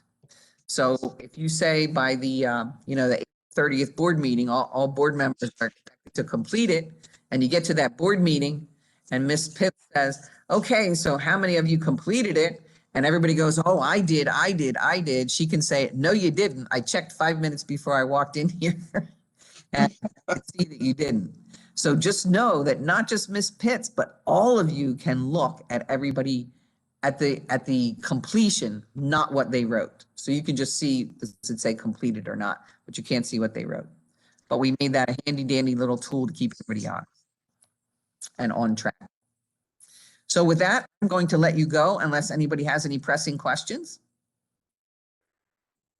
Well, Terry, it doesn't seem as if anyone has any pressing questions. But again, Terry, thank you so much for joining us. And I'm sure that especially our newer board members, Ms. Thomas and Ms. Moore, I certainly know that I feel certain that this was absolutely beneficial to you, even though I'm sure that both of you have already made arrangements or even have participated in new member orientation.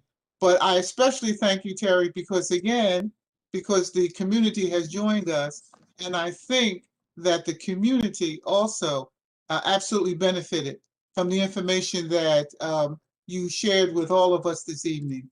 So again, thank you so much, Terry, and we certainly will be seeing you again. Always a pleasure to be in Winslow. You guys do a wonderful job. Enjoy the rest of your evening. Thank you, Terry. Have a good evening. Where's my hand? Okay, board members, we're back on our agenda.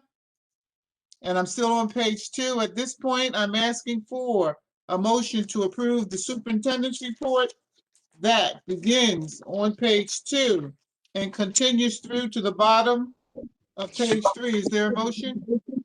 Peterson, move to approve superintendent's report. Dredden second. It's been moved by Ms. Peterson, second by Ms. Dredden. Further comments or questions? Question, Madam President. Yes, Ms. McClendon. On the top of page 3, number 10, under fundraiser Yes. for the high school with the prom tickets, is that for the junior prom or senior prom? And if so, I don't know, Dr. Potsi, if you have additional information as to what, I guess, what the game plan is for that, especially now that prom tickets are going on sale. So what does that look like Yes. for us? Well, I can give you information as to what that tentatively means at this point, because until we find out definitively what we're going to be able to do in terms of space, social distancing, whether or not the governor, as he did today, lifted some of the restrictions, because initially we always had a junior senior prom. Then we were looking, because of space and social distancing, looking only for the seniors. But at this point, tickets are on sale for juniors and seniors. And hopefully by the time we get to the prom, the restrictions would have eased substantially and we'll be able to have a prom for both grades. But at this point, it may wound up being just for the seniors, and most of the spaces that we have looked at, particularly Lucian's, where we have a contract, there's only a certain number of people you can get in. We were even looking at an outside option so that we can get more in. So at this point, we're moving forward with the selling of the tickets, but I think we're going to be in a position where the executive order, space restrictions will determine whether or not everybody will be able to attend, or we may have to, for example, refund people in a timely manner and only allow, let's say, the seniors to attend. So right now, it's not anything concrete, but we still have to move forward in the process because you can't wait until the last minute to do this.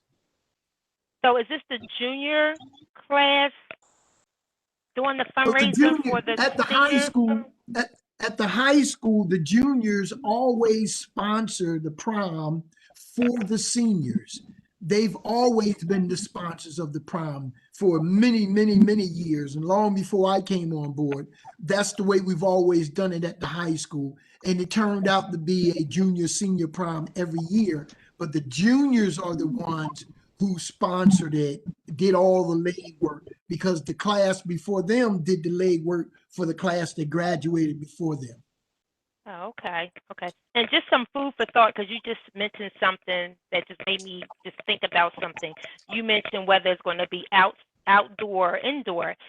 Have we even given any thought to maybe, and this is just, I'm just thinking because you mentioned it, of hosting the prom outside on our own turf, on our own yard, which would consist of bringing in a catering, and setting everything up, but that would alleviate any finding a space or so forth. I mean, if that's been a thought at all. Yes, yes. As a matter of fact, Mr. Morella, Dr. Carcamo, and I have had conversations, and at this point, we are open to any options on our premises, the gym, any options. But we, of course, the main objective is let's make sure we have a prom for these young people. That's the main objective.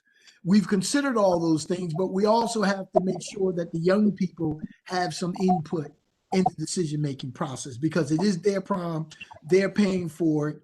We want to work with them because, as you recall, one of our students called in and had some questions. So Mr. Morella met with her the very next day. They had conversation. They're working through this.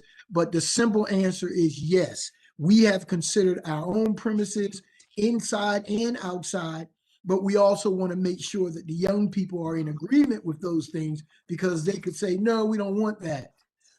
So yes, we are considering all the options, but the main objective is making sure we have a prom for these young people because they don't want to graduate and not have a prom. Okay, thanks for the clarification. My only comment about that with regards to whether it's inside or outside, I would think that certainly that we're very conscious of the fact that if we indeed have this prom or any other event outside, we're at the mercy of the weather.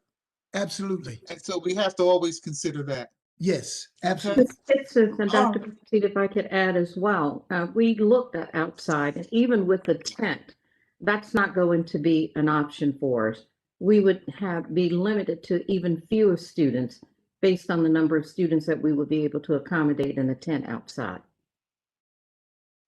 Okay. Thank you, Dr. Carcamo. Mhm. Any further questions? All right, since it's been moved in second, at this point, I'm going to ask for a roll call. Mr. Blake, Yes. Ms. Dredden, Yes. Ms. Martin, Yes. Ms. McClendon, Yes. Ms. Moore, Yes. Mr. Shaw, Yes. Ms. Thomas, Yes. Ms. Peterson, Yes. and Ms. Pitts. Yes, Motion's been carried. thank you. Board members, at this time, I'm asking for a motion to approve the Business Administrator Board Secretary's report that begins at the top of page 4 and continues through to the bottom of page 7. Is there a motion? Peterson move Business Administrator Board Secretary's report. Dredden second. It's been moved by Ms. Peterson, second by Ms. Dredden. Will there be further comments or questions? Yes, Madam President. Yes, Ms. Peterson? Page 5 is just clarification. Page 5, number 13. Okay, school-based youth program? Yes, I'm assuming the adjustment in allocation is a result of why different figures were changed. So we had some figures, total salary, and then we went to an adjusted salary. Is that based on the state and federal allocations adjustment? Ms. Peterson, we're just approving the percentage of their, or not even approving, we're recording the percentage of their salary being charged to either federal or state Okay. funds, because school-based youth program is funded by both federal funding and state funding. And since you have to list all employees who are charged to a federal program, we're giving the percentage to the federal and how much is going toward the state. Okay. Okay, Ms. Peterson? Yes. Any further questions or comments? It's been moved in second. Roll call, please. Mr. Blake, Yes. Ms. Dredden, Yes. Ms. Martin, Yes. Ms. McClendon, Yes. Ms. Moore, Yes. Mr. Shaw, Yes. Ms. Thomas, Yes. Ms. Peterson, Yes. and Ms. Pitts. Yes. Motion has carried. Thank you, Ms. Portal. Board members moving forward, I'm at the top at page 8. I'm asking for a motion to approve the personnel report that begins at the top of page 8 and continues through to the bottom of page 10. Is there a motion? Peterson move approval of personnel report. Dredden second. It's been moved by Ms. Peterson and second by Ms. Dredden. Would there be further comments or questions? Hearing none, roll call, please. Mr. Blake, Yes. Ms. Dredden, Yes. Ms. Martin, Yes. Ms. McClendon, Yes. Ms. Moore, Yes. Mr. Shaw, Yes. Ms. Thomas, Yes. Ms. Peterson, Yes. and Ms. Pitts. Yes. Motion has carried. Thank you, Ms. Portal. Moving now, board members, I'm at the top of page 11. Moving on to our addendum for this evening. It is a one-page addendum.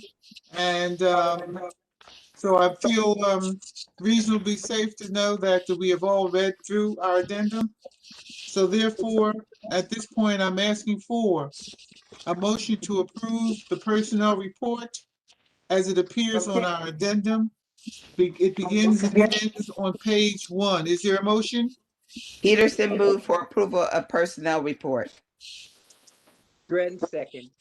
Been moved by Ms. Peterson, second by Ms. Dredden. Would there be further comments or questions? Hearing none, roll call, please. Mr. Blake, Yes. Ms. Dredden, Yes. Ms. Martin, Yes. Ms. McClendon, Yes. Ms. Moore, Yes. Mr. Shaw, Yes. Ms. Thomas, Yes. Ms. Peterson, Yes. and Ms. Pitts. Yes. Motion is carried. Thank you, Ms. Boyle. Moving now, board members, to our Open Public Records Act request. Ms. Boyle? I don't believe we have any this evening. Okay, thank you, Ms. Boyle. Moving now, board members, to old business.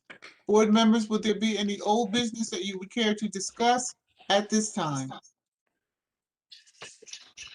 Thank you, board members. Moving now to new business. Board members, would there be any new business that you would care to discuss at this time?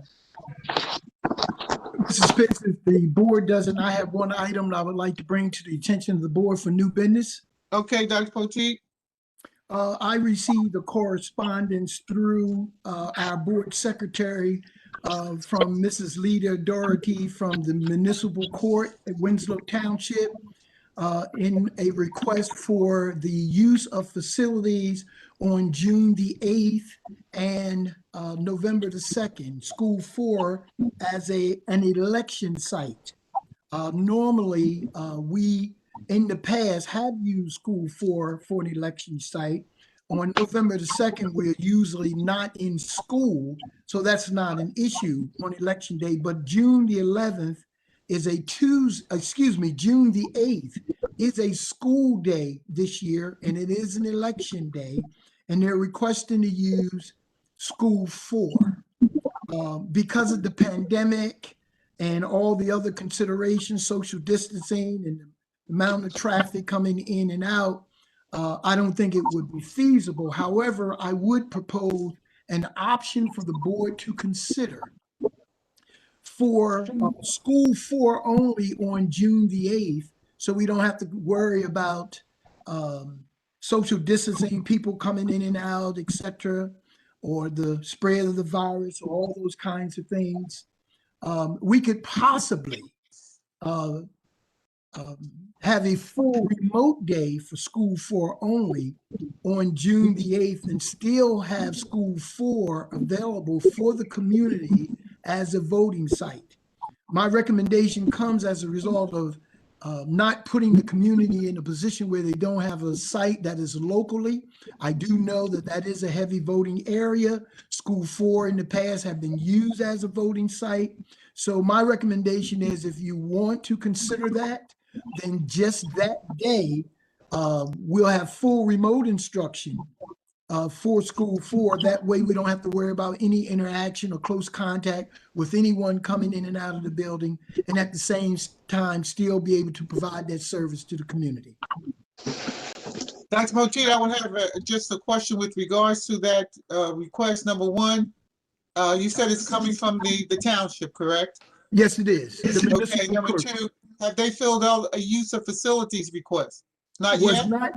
No, because if they can't use it, then there's no need for them to fill it out, and we still have, until June. But at this point, they wanted to see if the board was amenable to using the site, and if you say yes, then they'll fill out the paperwork. It's just a matter of us calling them tomorrow and saying yes or no, and then we'll move forward from that point on. Okay, so at this point, we really, because I'm sure that's the primary election. So would they be using it? What hours have they indicated that they would need the building? Well, yes, they normally start up there at 6 o'clock in the morning, and they will go until 8 o'clock at night. I think here in New Jersey, the voting may start around 7, but they usually get there at 6 o'clock to set up. In some cases, they may even bring the voting machines in the night before. But again, this is not a new process for us at School 4, because we've used School 4 over the years, with the exception of last year because of the pandemic. But they usually go from 6 to 8, and I would say from 6 to 8:30, because then they got to close down, those kinds of things. So it's pretty much a full day, Mrs. Pitts. Okay, so probably since voting is from 6 to 8, they probably would be getting into the building at about 5. They usually get there very early. In Mhm. some years, they brought the voting machines in the night before or the evening before. Okay, That next morning, they would come in and set up around 6 o'clock, and then they were ready for the voters to come in at 7. okay. So basically what you're saying, Dr. Poteet, is if the board agrees to that, the board would also need to give you directive with regards to allowing that one day to be a full remote day for the whole district. For those students, and the reason I say that is because it's the safest way. At least it keeps everybody in a situation where there's no close contact. We don't have to worry about the doors opening, people walking through, because normally they use the library when we're in session. And in my conversation with the building principal, we have tried to have election day when the school was open, and it isn't a task. And that was under normal circumstances. But in this pandemic, I think it would be even more of a task in trying to keep everyone safe and still run a normal school day. So that's why I would, my recommendation would be a full remote day for school 4 only on that Tuesday. And again, still be able to provide that service to the community. Okay, board members, I'd like to hear from you. Ms. Moore? Yes, I was just curious with the new gym there, and I'm pretty sure it's closed off from the rest of the school if you need it to be. Would it be just as easy to just have the voting go on in the gym as opposed to within the school building itself? So that, and then just have it cleaned thoroughly after they're finished. I think for some parents, that might be a better solution than having to have their kids stay remote that day. So just a suggestion. Yeah, but here's the issue. That gym is used all day, and we have classes back there also. So then we would have to cancel all of the gym classes for the entire school that day. So it is still somewhat of an adjustment and a disruption of the educational process. One of the reasons I made the recommendation is to clear that entire and alleviate any situation of close contact of any kind and still be able to not lose an educational day.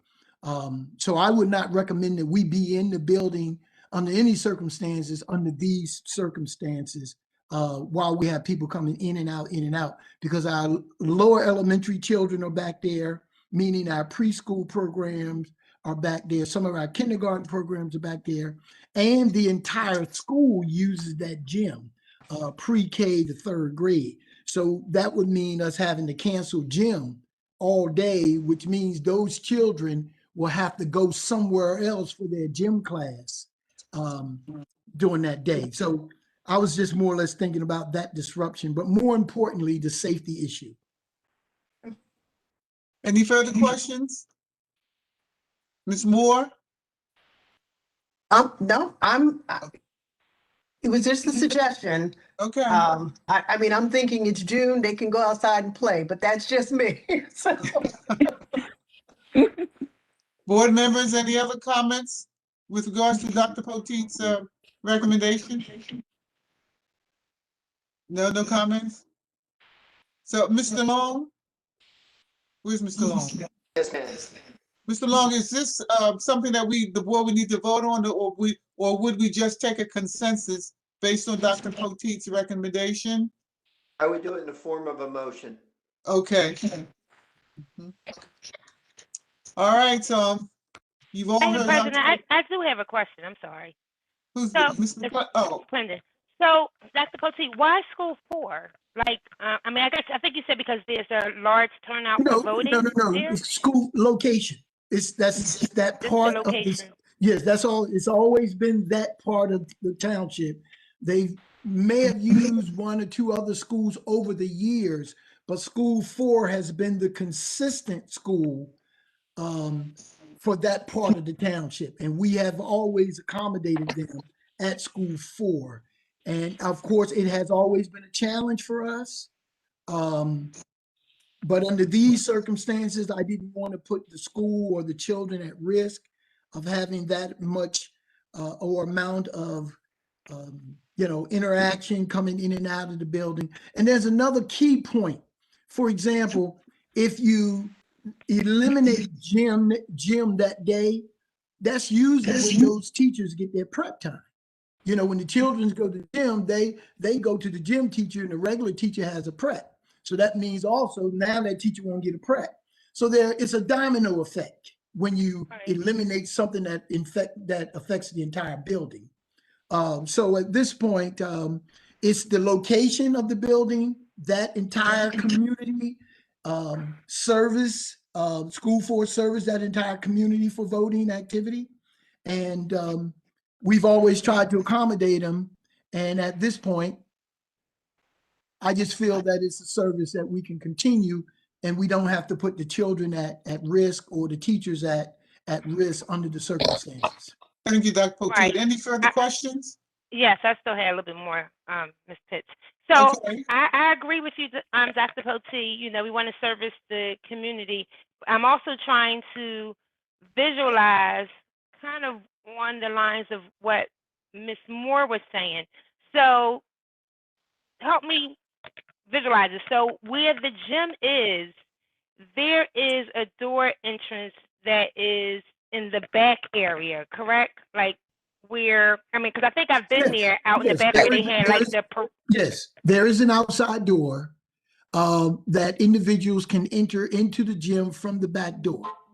Right. And so if people who were coming to vote use that particular door to get into the facility to be able to vote, they wouldn't necessarily be on the same side or in any way of passing the classrooms that are down there, because the entrance is in the middle but leads to the back where there's like a yard or something. I'm just trying to picture it. And reason why I'm saying that, because I know that that School 4 also has that multi-purpose room that they use as a lunchroom, I believe, as well, before they had this big gym.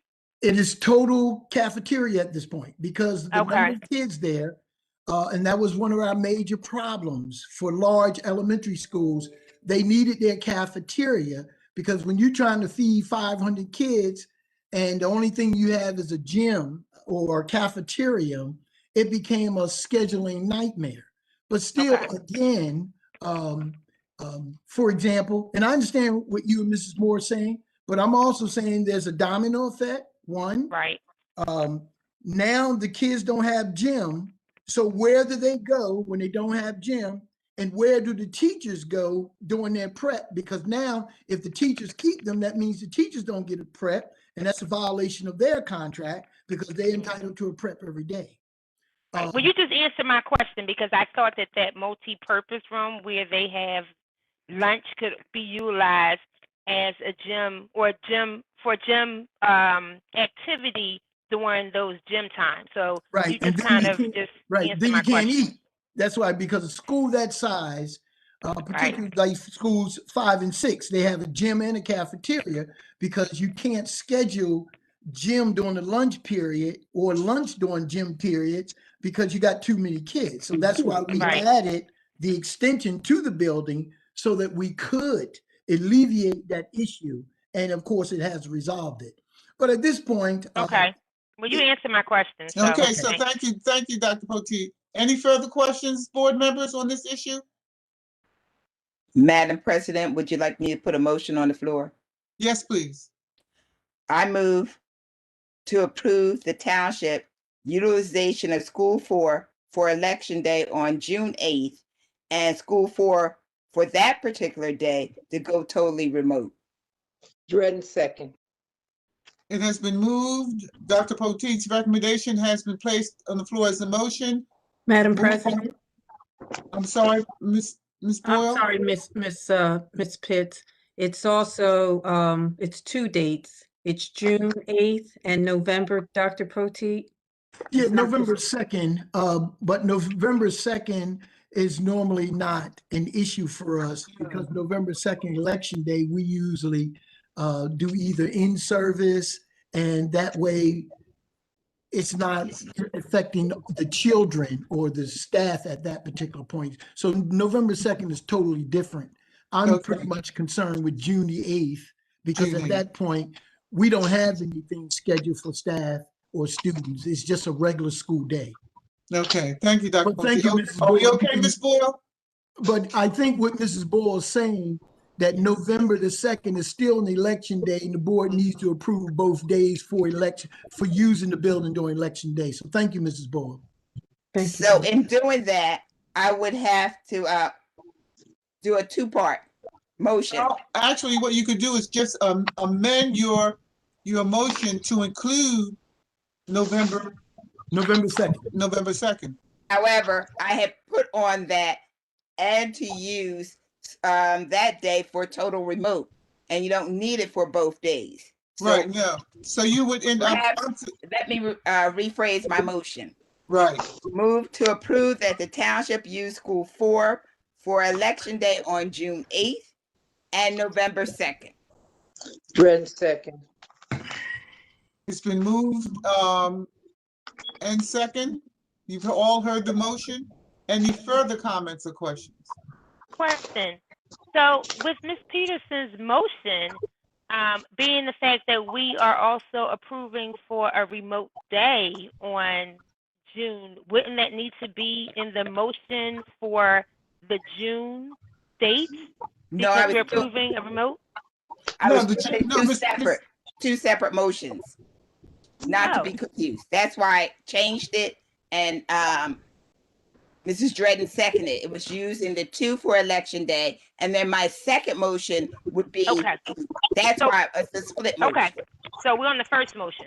Yes. Yeah, the first Okay. motion deals with June 8th, but however, the election day of November 2nd, that was not a school day anyway. Is that correct, Dr. Poteet?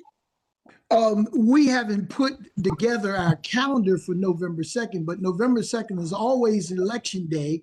And under normal circumstances, we would do a teacher in service day and therefore would not affect the students. So what I'm saying is that I don't know that in your motion, Ms. Peterson, that it's necessary to include November 2nd, because it's already going to be scheduled as an in-service day, if I'm reading this correctly. No, Madam President, the motion I just made was just for approval of the 2 dates by the township to be used for election. The next motion would be just to approve that School 4 will use June 8th as a total remote learning day. So that's 2 separate motions. Okay, thank you for the clarification, Ms. Peterson. And so we are asking for a vote on the first motion of Ms. Peterson. And Ms. Dredden, are you clear with Ms. Peterson's first Yes, motion? So are you still seconding? Yes, I do. Okay, thank you. So I see. therefore, on Ms. Peterson's first motion, would there be any further questions or comments? Hearing none, roll call, please. Mr. Blake, Yes. Ms. Dredden, Yes. Ms. Martin, Yes. Ms. McClendon, Yes. Ms. Moore, Yes. Mr. Shaw, Yes. Ms. Thomas, Yes. Ms. Peterson, Yes. and Ms. Pitts. Yes, Motion has passed. thank you, Ms. Motion is Boyle. carried. Thank you, Ms. Boyle. Ms. Peterson? I move for approval of utilizing June 8th for School 4 as a total remote learning day. June 2nd, Mrs. Peterson. I mean, June November 8th. 2nd, November 2nd. November 2nd. You want both days? No, the No, first June- motion dealt with June 8th, correct? Yes. So The the second first- motion the deals fir- with November 2nd. The last motion was just to deal with the 2 election days. Right. You're At right, the school. Mrs. Peterson. She's right. right. The 2 And the election second one days. was for the And remote the day on second one June is just totally remote. On June the 8th. Yes, you're right. I'm parliamentarian, so. Yes, you're right, Mrs. Peterson. You're correct. Okay, so are all board members clear on the second motion? Ms. Dredden, do you second it? Second, yes. Okay. Thanks for the thumbs up, Ms. McClendon. And so therefore, if there's no further questions or comments, roll call, please. Mr. Blake, Yes. Ms. Dredden, Yes. Ms. Martin, Yes. Ms. McClendon, Yes. Ms. Moore, Yes. Mr. Shaw, Yes. Ms. Thomas, Yes. Ms. Peterson, Yes, and Ms. Pitts. Yes, Motion is carried. thank you, Ms. Bull. Mhm. Dr. Poteet, any further new business? Not at this time. Thank you. Moving now, board members, to informational items. Would there be any informational items at this time? Yes, Madam President, members of the board and the community, I do have information items for this evening. Normally, I would start out with a COVID-19 update, but I would like to start this evening by thanking our employees. As you all know, the schools opened on February 22nd for our staff, and on March the 1st, our schools opened for the first time for our students. I want to thank our teachers and our support staff. And Excuse me, Dr. everyone- Poteet, if I could just interrupt for a moment, we're getting an echo. I don't think everyone have their mics. Now I see. Okay, Dr. Poteet, let's try that again. Are we okay Please. now? Yes, it's better now. Okay. I stated that I would normally start my information items with a COVID update, but this evening I want to take the opportunity to thank our staff and our support staff, because as you know, the schools opened on February 22nd for our teachers and support staff. And on March the 1st, we opened our schools for the first time for our students. I want to thank the teachers, the support staff, and everyone who contributed to the opening of schools, our technicians. I want to thank the clerical staff, our custodial staff, cafeteria staff, everybody who had anything to do with the opening of schools, because we would not have been successful without the help of everyone, because everyone's responsibility was very important in us opening the schools. It has truly been a team effort, and the working together. We are further along today than we were when we first opened schools. I want to thank our teachers in particular, working with our technicians to address any of the connectivity issues that we had early on. I want the board and the community to know that we are much, much further along than we were on our first day. We are now dealing with issues on a much, much minor scale. Each school situation is unique than the other. But at this point, I just want everyone to know that tomorrow's even going to be better, and we are dealing with those issues on an individual basis until all of them will be resolved. But I like to say that we're in a pretty good place. I've been visiting the buildings, and I want you to know that the young people, particularly the little people, are just glad to be back in school. Just happy to be there, and I can appreciate that. I'm dealing with the technicians, Michael Ponte and Mr. Scott, on a daily basis with updates. They are in the buildings working with teachers on an individual basis, and we are in a much, much better place, and we are going to continue to get better every day. But I'm satisfied with where we are today. My second information item is very important. Parents who are interested in returning their children to school to participate in our hybrid model for the fourth marking period must go to their child's website, school's website, to register their child. If you have more than one child, I'm asking you to go to the school in which that child will be attending. The reason we are asking that you, if you have more than one child, go to that school, because one of the things we learned in this process earlier was that parents may register one child and forgot to register the other. So if you have more than one child, we're asking you to go to those schools. If you have one in school 1 and one in school 5, we're asking you to go to each school. That information will be right there on the school's website. All you have to do is log in. It'll be right there for you. All you have to do is register your child right there, and the building principals will get that information immediately. Registration will begin on Monday, the 15th. I will do a robocall tomorrow to the entire community, explaining to them how important it is for you to enroll your child starting Monday. Registration will start Monday, and it will last until March the 26th. That gives us 2 weeks to do the enrollment, because after that, of course, we have to do the transportation, the busing, and all those, that information that needs to get out to parents, because shortly thereafter we go on spring break, and then when we return, all that work needs to be in place. So I'm asking all parents to register your child for the hybrid model instruction if you plan to return your child for the 4th marking period. Some parents have already sent in letters and registered their child. If you've already registered your child, you do not have to register your child again. But I would just encourage you, call your principal just to make sure everything is in place, but you do not have to register a second time. All right? We will leave the registration up until 4 o'clock on March the 26th.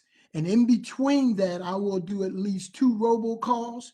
Parents, don't get upset with me when I call into your homes at least once a week, because one of the issues, again, we learned that many of the parents said they didn't know, no one told them. And at this point, only for those parents who want your child to participate in the hybrid model. If you intend to keep your child home for full remote, there's no need for you to go through the registration process. So again, I want to reiterate, if you want your child to attend in the hybrid model for the 4th marking period, please register your child starting Monday, and the registration will remain on the website for 2 weeks. Now, the first day of hybrid instruction for the 4th marking period will be April the 19th, because the 3rd marking period ends on the 14th. That means the 15th is on a Thursday. So rather than try to start children in the middle or at the end of a week, we're going to start Monday, April the 19th, and transportation and bus information will be provided prior to. And only those children who are starting for the first time for hybrid instruction, their first day of school will be April the 19th. So parents, please register your children. And again, I will be doing reminders, robocall reminders to assist in this process. For the COVID update, the positivity rate in Camden County is 5%, which is still the moderate. Camden County, we have 129 new cases as of today, and in Winslow Township, we have 7 new cases. I want to speak to coronavirus vaccines. Over the weekend, I had a robocall go out to all Winslow Township School District employees, teachers, administrators, any bus drivers, custodial services, clerical, anyone who works in the Winslow Township School District received my message, and that was the Executive County Superintendent, Dr. Pugh Bassett, in conjunction with Rowan University in Stratford, will be providing coronavirus vaccines to everyone who works in the Winslow Township School District and who would like to receive their first dose of the coronavirus vaccine. Today, we submitted a list of 171 employees of the Winslow Township School District. These shots will begin on Friday, March the 12th. For those in the Winslow Township School District, you will be receiving your appointment dates starting tomorrow. And we have the additional appointments set up for next week. So at this point, anyone, staff, teachers, support staff, custodial, bus drivers, substitute teachers, anybody who works in the Winslow Township School District, if you want your first dose of the coronavirus vaccine, we have submitted those names to the county office. We have received back those appointment dates, and they will start as early as Friday and into next week. So we feel good about that. I want to thank Dr. Pugh Bassett, our county superintendent. We are the only county that is in the process of doing something like this for our educators. I want to thank Rowan University, because Rowan University, when they called Dr. Bassett, she shared with us that Rowan University wanted to get as many educators and support staff vaccinated so that we can feel better about getting our children and our staff back into our schools safely. So that process is taking place, and it doesn't matter, everybody's eligible. And right now, the list that we submitted is for everyone who wanted their first dose. They will automatically schedule your second dose. So at this point, we feel good about being able to provide that service. And for all those who want the vaccine can get it through this process. So again, there's a lot of thank yous out there. There are a lot of people out there who really want to get the schools back open and moving forward. So at this time, we've done our part to help with the vaccine situation. Mrs. Pitts, that concludes my information items for this evening. Thank you, Dr. Poteet. Moving down, board members. Ms. Pitts, it's Mr. Blake. Yes, Mr. Blake. I had a question Sure. for Dr. Poteet. As far as like teachers coming in the building, was there a lot of teachers there on the first day of school, for lack of better words, when the students arrived March 1st? Did we have like Yes, a lot sir. of vacancies? Yes, And sir. if we did, do we have enough subs? No. Our first day of school, let's go back to the first day. Teachers arrived on February 22nd, and we had over 95% of our teachers present. First day of school for students. Again, over 95% of our teachers were present. Only those people who were absent were those who've already had pre-approved absences, which means we already had subs in place to accommodate them. So at this point, again, I'd like to congratulate and thank our teachers for stepping up and being available for our students. At this point, we're not running into any substitute issues at this time. The teachers are coming in and they are, in fact, providing that service. A lot of face-to-face direct instruction is going on in the classrooms as I visited. So, Mr. Blake, I'm pleased with how everyone has stepped up and working together to make this happen. Any Okay. further questions, Mr. Blake? I'm good. Okay. I have a Board members, question, Ms. Madam McClendon? President. First, Dr. Poteet, great shout out to the teachers. Shout out to the teachers for almost the first 2 weeks of hybrid. Great job. I know my daughter was excited about going back to school, and the first day when she went back, she came home and of course she shared, just being able to see the teacher outside of the camera now, a different perception, and I'm sure the teachers probably are looking like, okay, that's what you look like now. So definitely shout out to the teachers. They're getting the hybrid and the remote under their belt. So kudos to everyone. Dr. Poteet, so come April, because I started thinking about this. So April, we may get, an outpouring of more students coming back, right? So have we, I'm sure administration probably has already started, plan B, for in case like we run into a situation where now we have more kids in the classroom than been able space-wise. What is Plan B looking like if that should happen and like a class has now went from 5 to like 15, almost 20 Okay. students in it? What are we looking at with accommodations? Well, at this point, Mrs. McClendon, we're still on Plan A. There's no need for Plan B because Okay. our plan has been in place since August of last year. If you can recall, we scheduled all of our children in the hybrid model as though all of them were going to return. So regardless to the number of students, you can only come in on A day or B day, and the only number of youngsters, we only scheduled them according to the size of the classroom. So we're not going to have an over number of youngsters in our classrooms just because we have more students coming in. The number of students that are coming in will never exceed what we had initially planned for. So at this point, I'm still going to anticipate that we are going to have a certain number of students who are going to stay full remote.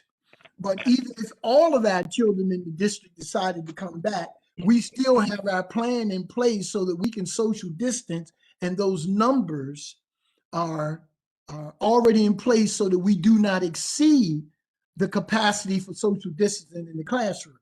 However, we are going to continue to enforce the social distancing. We're going to enforce wearing the mask, hand washing, sanitizing, and all those things. But we are prepared for whatever number that comes in. But I do want the community to know that we are not going to have or be in a situation where we're going to exceed our original scheduling of the classrooms way back in August. Okay, thank you. Okay, any further questions of Dr. Poteet? All right, board members, moving on to our public comments. The Winslow Township Board of Education highly values the input of citizens in making important decisions that affect the children of our community. We also believe in the rights of citizens to observe our board meetings to ensure that all of our citizens have the opportunity to attend school board meetings and offer comment, and to ensure that the board can conduct the important business of the district. We ask that speakers follow these guidelines for making public comments. The board president or board secretary will recognize those individuals who call in who wish to make comment. Please respect these following procedures. 1, all members of the public attending school board meetings must treat each other and the board with respect. 2, kindly state your full name and address. 3, please limit your comments to 4 minutes. And 4, please submit any other questions that you may have to the Board of Education with your name, address, and telephone number where you can be contacted. Your questions will be answered within a reasonable amount of time. And 5, individuals offering citizen comment are not permitted to make personal attacks on any district employee, board member, other testifier, or member of the public. At this time, I'm asking for a motion to open the meeting to public comment. Peterson moved for opening of public comments. Dredden second. Moved by Ms. Peterson, second by Ms. Dredden. All in favor? Aye. Thank you. Ms. Boyle?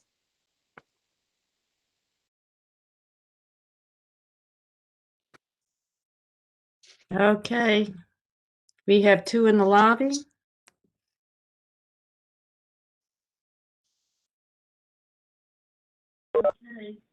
Good evening, caller. You have joined the public comment section of the Winslow Township School District. If you would please state and spell your name and then give us your address, and then you can make your comment to the board. Good evening, everyone. This is Winslow Joe. Last name Joe, 16 Pinewood Lane, Sicklerville, New Jersey. First and foremost, I know it feels good to have people in high places and elected officials to remember our vision and help us and support our vision with a gift of $11 million so we can service our kids. So kudos to everyone to that. Kudos to Congressman Norcross. Kudos to Senate President Sweeney. But I want to talk about how we can bring back the rich history of Edgewood Regional High School. It's not Edgewater, it's Edgewood, and combined it with the rich history of Winslow Township. The building that sits on Cooper Follies Road was built in 1958 and has 43 years of history that my constituents and the people that I talk to would like to combine it with Winslow Township and Winslow High School from 2001 to now. And the way that we do that is to honor our own, take care of our own, and give honor to those who deserve honor. One of the persons that I feel deserves honor in that way is Dennis Mitchell. If you go to Wikipedia and you pull up Edgewood Regional High School, his name pops up with 4 or 5 other names. He's a gold medal winner. He's a silver medal winner. He's a track coach now in Seoul as an Olympian. He's someone that can bridge the gap between Edgewood and Winslow and can bring back a constituent of people from 1980 all the way up until 2001.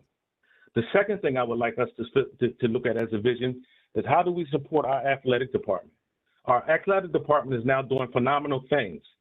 And not just because they're male, female too. Our girls track, I do believe, has a streak of state championships for the last few years. How do we honor that? How do we put that out?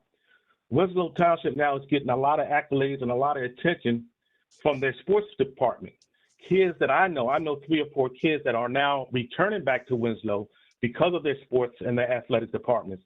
Maybe that's some way we can invest in that and promote that and ride that wave to get the kids to come back. For instance, this new quarterback that we got that volunteered as a coach, he's a Penn State alumni that was playing for the New York Jets to sign a contract last year that's volunteered to come back and help our kids.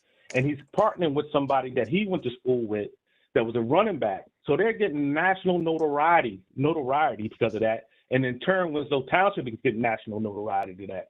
Come September, when we suit it up, you can best believe that we're going to get more attention because of them too and the programs and the fact that we was a Group 4 champion, that I just want to make sure that we're ready to expound on that and expand on that and give other national notoriety to somebody like Dennis Mitchell, who's internationally known, and combine that to the capacity that will support our athletic department, which then will turn and supply other departments because of the notoriety that they're going to bring.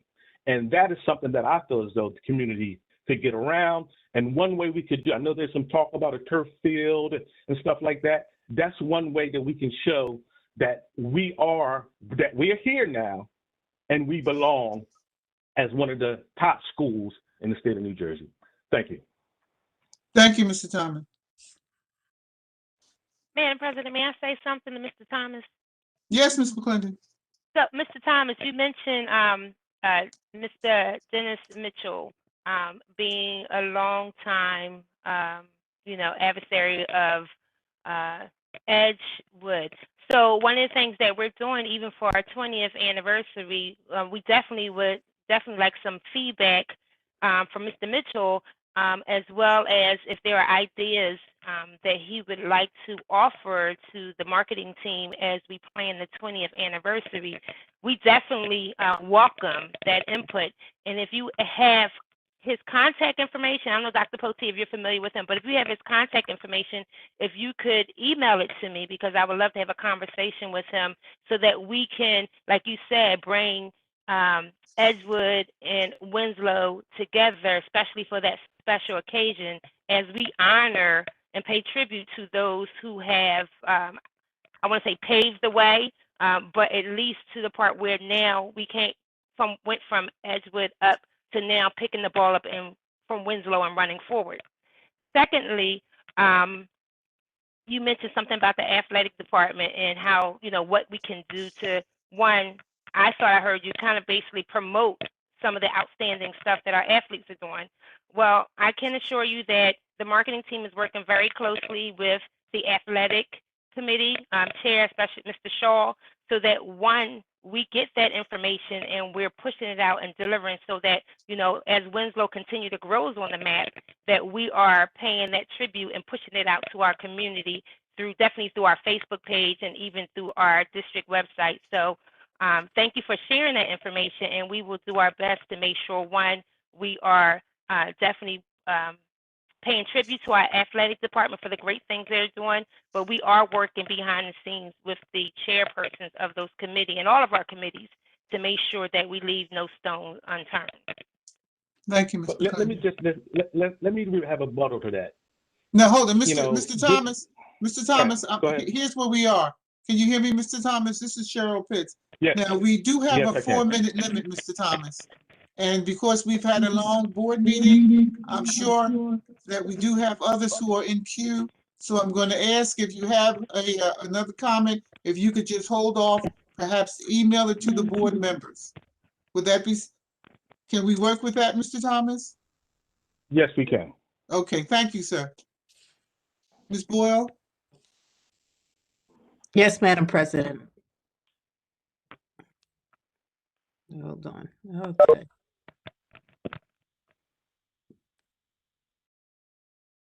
I'm going to bring in the next caller. Good evening, caller. You've joined the public comment section of the Winslow Township Board of Education meeting. If you would please state and spell your name and give us your address, and then you can make your comment to the board. Hi, thank you. My name is Amanda Wells, A-M-A-N-D. Wells is W-E-L-L-S. Yes, Ms. Wells. I'm sorry? Yes, Ms. Wells, if you would give us your address, then you can make your comment. 25 BB Town Road. You can make your comment to the board. Okay. So am I on the call now? Yes, you are. You're live. Okay. I just wanted to say I've been Winslow proud for a long time. I went to Edgewood, and hearing that it's a 20-year anniversary makes me feel very old. That hurt a little bit, can't lie. I have been Winslow proud for a long time. I would like to stay Winslow proud, so I have some questions. I have 2 little boys in school 1, kindergarten, and 2nd grade. My husband and I love our teachers. They are phenomenal. They have gone above and beyond. I do have a couple questions. First one, if a student, a staff member, or a teacher were to test positive, how do we get contacted? Parents or the community? How do we get contacted? Okay, we're going to ask Dr. Poteet to answer that first question. Sure, I can answer that. What normally happens is I contact the Camden County Department of Health. The Camden County Department of Health will indicate to me whether or not the individual who tested positive have already shown up on their records. If they have shown up on their records, they will ask the district specific questions. The first question would be whether or not that particular person has come in close contact with anyone. And if that person have come in close contact, then they will conduct contact tracing investigation. If the person have not come in close contact with anyone, it is their determination to make that decision, and they advise me as to whether or not a letter should go out to either the staff, the parents, and anyone else in the community. So at this point, we follow their lead, and if they do not tell us that you need to do certain things or we need to conduct contact tracing, then that's pretty much what we do.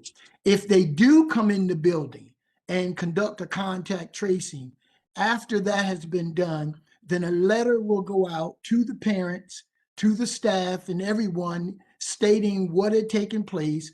The letter would read basically someone, because they never will identify who the person is, someone in school one has tested positive, and that the contact tracing has been conducted by the Camden County Health Department. And because of no instance of spread or contact, the school can remain open. But in any other case, anything beyond that, if they do not feel there was a need to conduct an investigation, then there is no information or notification, and we follow their lead. So we only do pretty much what they ask us to do. And at this point, we have not been in a situation where we've been directed to do anything beyond that. Okay. So how long would the process take if somebody, a student, anybody was to test positive? The turnaround, is it as long as the test takes, or when the county gives you an answer? No. Well, since we have not had an instance, I can only tell you what I know based on what has been done in other places. They will come in, let's say I called them tonight, they will be in the building the very next day. And they will be asking the building principal for the classroom, how many students were in the classroom, was there any children who came within 6 feet of that individual person? What was the travel? Did the person come in contact with other individuals in the school? And after they go through all of that contact tracing to determine whether or not anyone else in that facility was in close contact, then within the next day, the district is directed to put out that letter to the staff, to the parents, and anyone else who need to receive a letter in that particular school building. At this point, we have not been in the situation where we have been directed by the Camden County Department of Health to follow any type of direction as far as contact tracing and all those kinds of things. So at this point, we really, and by law, follow the direction of the Camden County Department of Health. Okay. Callers, Good to just know, 'cause my day. Thank caller, you. do you have just another question, because you're just about over your 4 minutes? Yes. The Wi-Fi in the schools, is there any plan to better the Wi-Fi? Our teachers have spent money out of their own pockets to get better computers and up their Wi-Fi at home, which is great. But now that we're back to hybrid, it's not working. The teachers are getting kicked out. And my second grader, specifically, the teachers were getting kicked out of the class. The kids were still in the class, and like they were left unattended, quote unquote, because they're in a Google Classroom. And then the teachers were scrambling, trying to contact parents saying, hey, get your kids out of the class, have them log off because they're alone, technically. So is there any plans for the Wi-Fi?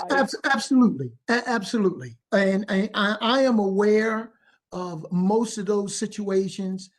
Again, as I mentioned earlier, a lot of the situations are specific to the school. All the situations are not the same. Our tech people are working with individual teachers and building principals on a regular basis. Those lingering situations that we have, we're working on every day. We have expanded our connectivity through Verizon. And if it's something that we need to continue to do, we're going to do that. But yes, it is happening. It is happening on a regular basis. And we're going to try to resolve those situations as quickly as we possibly can. But my techs are working with the teachers all day, every day to correct those situations. I know there's no roadmap for Corona. It's very frustrating. The teachers are doing an amazing job jumping through hoops to make this work. Yes, they are. And I want to, again, as I stated early, commend them for the job that they're doing. And we're going to continue to, support them and provide them with the necessary resources so that we can get to the point where we can resolve all of these issues. But we're on it. I'm aware of it. And we're going to stay connected with these teachers until we get everything corrected. Okay, thank you, caller. I'm sorry, but When will the board review? excuse me, caller, any additional questions? If you could just contact Dr. Poteet directly, because we do have to move on. Okay, thank Okay, you. thank you. Ms. Boyle? In the process.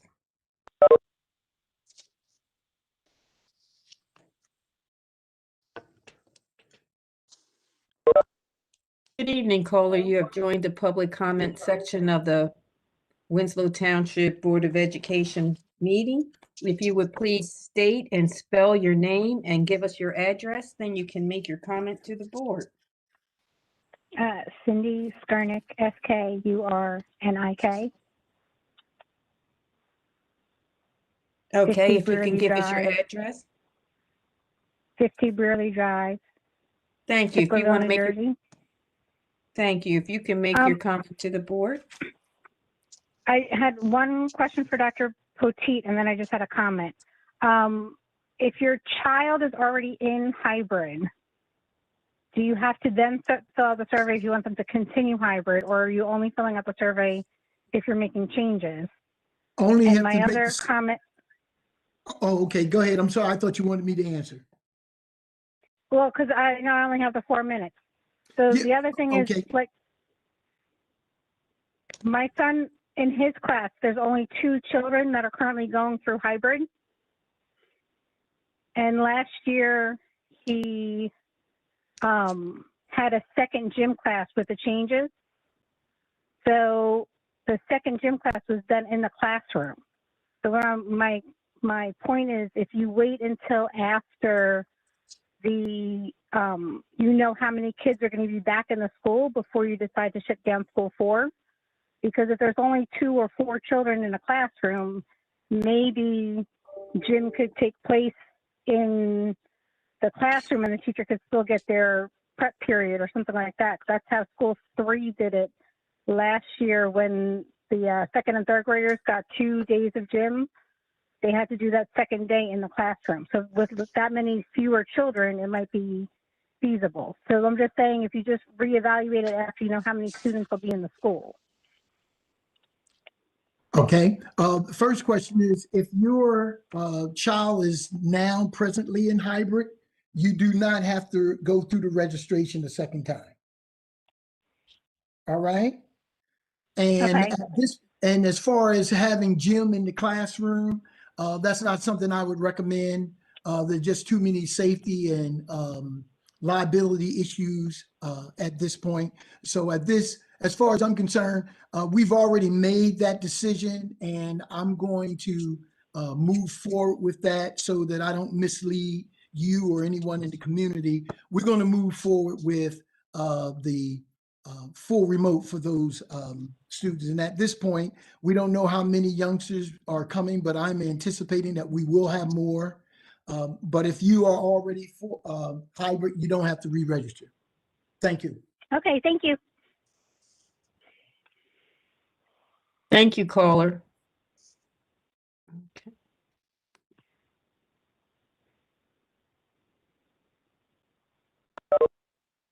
Okay. Good evening, caller. You've joined the public comment section of the board meeting. If you would please state and spell your name and then give us your address, and then you can make your comment to the board. Hi, this is Megan Byer. My Ms. address is 34 Wilton. Mhm. I'm sorry. Last name is Byer, B-Y-E-R. Thank you. Mhm. And my address is 34 Wilton's Landing Road. Yes, Ms. Barr, you can make your comment to the board. Okay, I'm a member of the CAC, and I wanted to provide some clarification to our email recommendation. There was not a question of how to use the email form. Our question was why the form. It's not a matter of the form being difficult to fill out. It was a question of why having that step. It was discussed that the Board of Ed emails and the CAC emails, which are personal emails and not district provided, are listed on the website with no form, so why not principals and schools? My personal experience with that is when I email Mrs. Clement at School 4, I always have to go back and find an email I've already sent her in the past because her email doesn't follow the normal protocol for email, as in it doesn't include her full last name, unlike many others do. I've used the form and on the site, and sometimes I receive a confirmation that my email has been sent, and other times I have not, but have gotten a response to my email. So while the form is not hard to fill out, our question, to the best of my understanding, was why is the form necessary for the people we are most likely to need to get in touch with and the people we are always told to contact in regards to questions and concerns?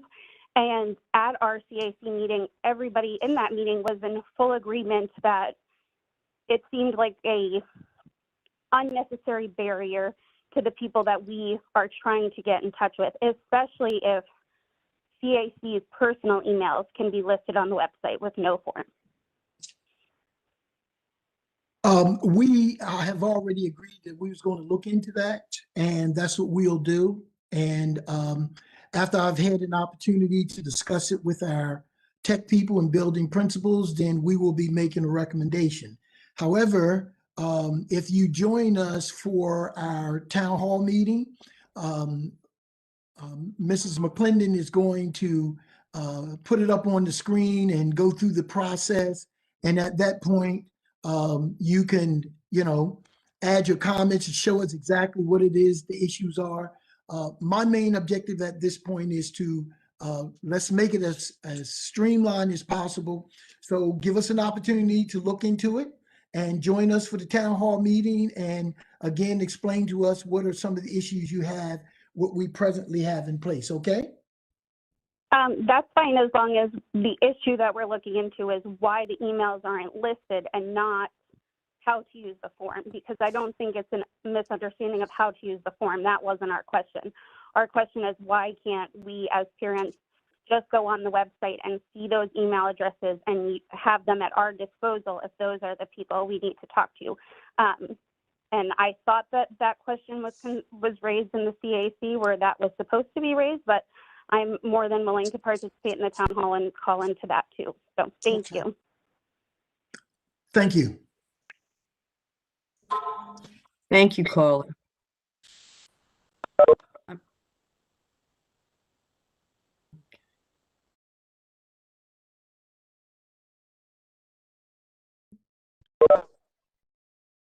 Good evening, caller. You've joined the public comment section of the board meeting. If you would please state your name and spell your name, give us your address, and then you can make your comment to the board. Yes, good evening. My name is Liz Reed. Address is 82 Grove Street. I have two questions this evening. My first is, on March 1st, our schools reopened to students for in-person learning and for teachers for in-person and live stream instruction. I would like to ask that starting March 24th, the board meetings also return to the middle school, and that these meetings continue to be live streamed from the cafeteria, excuse me, as it is large enough for appropriate social distancing. I make this request so that the members of the Board of Administration, Board of Ed, and the administration can get a perspective on the technology difficulties that our students and teachers are experiencing.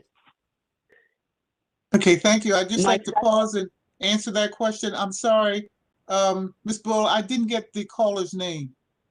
I believe it was Liz Reed. Liz Reed? Is Was that the correct, caller? Ms. Reed? Yes. Okay, Ms. Reed, this is Cheryl Pitts. With regards to your question, it is being scheduled to discuss with the board tentatively returning in person for our board meetings with the first board meeting in April. The board will be polled to determine if indeed what would be their decision. That is actually on my agenda to speak to the board with regards to that. So that is definitely a consideration, so that you can know that. Thank you.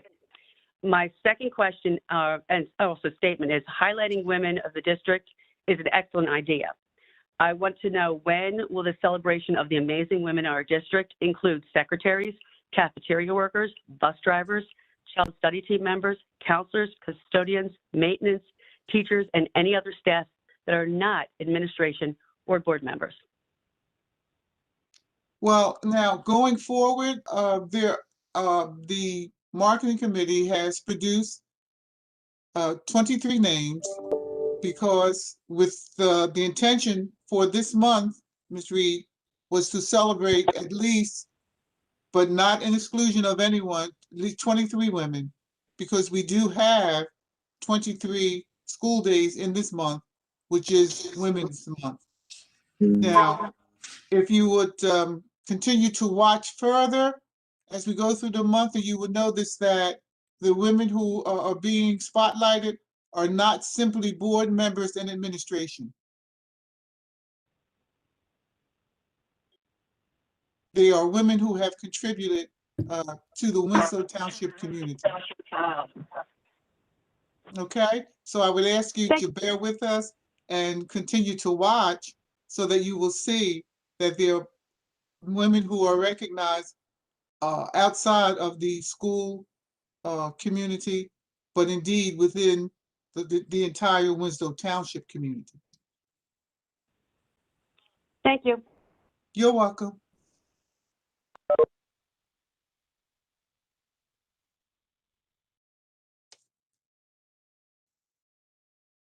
You're welcome.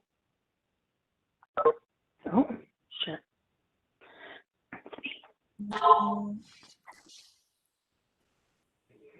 You're welcome. Oh, shit. Ms. Boyle, do we have anyone in the waiting room?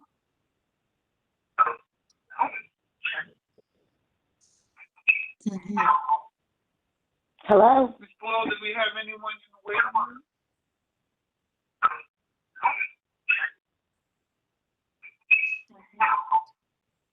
Hello? Ms. Boyle, do we have anyone in the waiting room?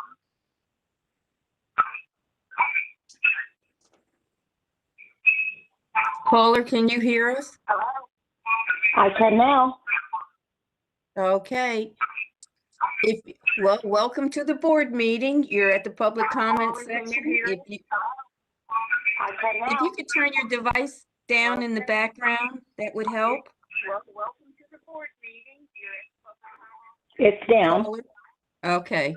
If you would state and spell your name and give us your address, then you can make your comment to the board. My name is Tina Marshall, Marshall, and my address is 9 Celia Street. Okay, Miss Marshall, if you would make your comment.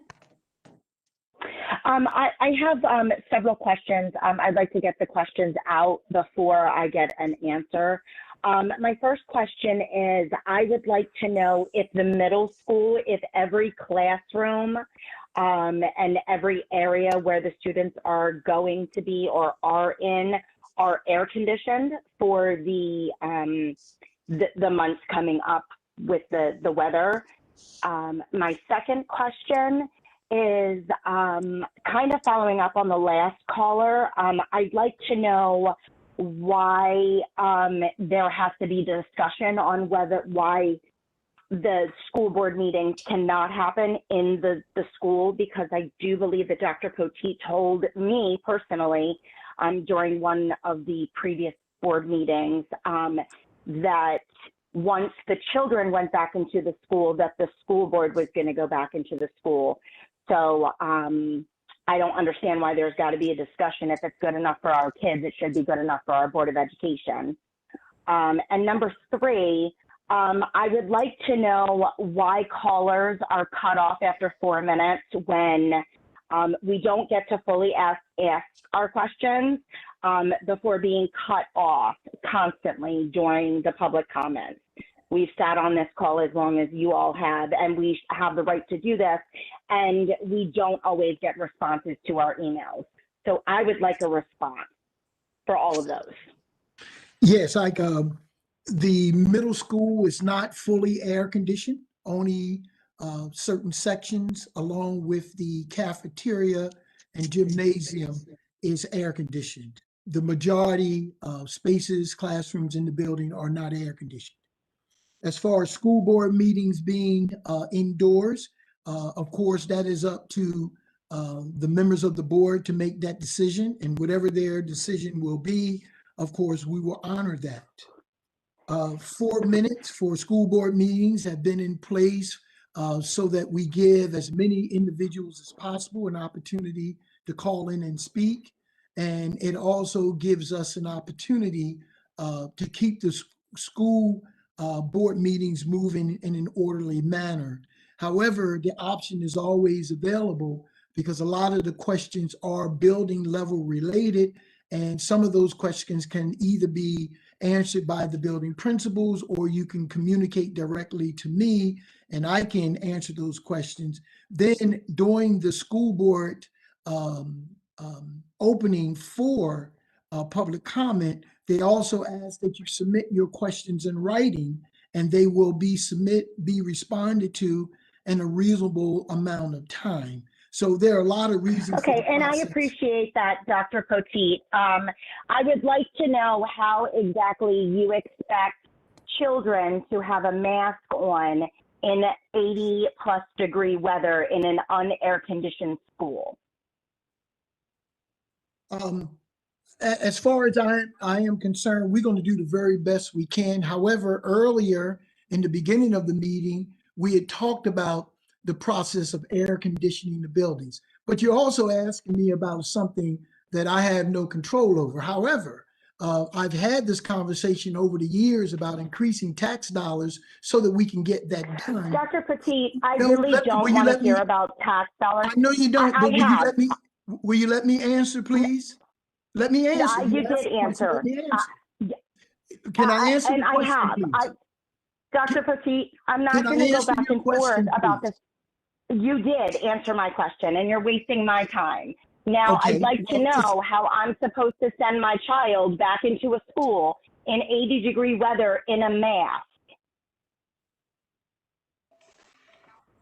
Thank you, caller.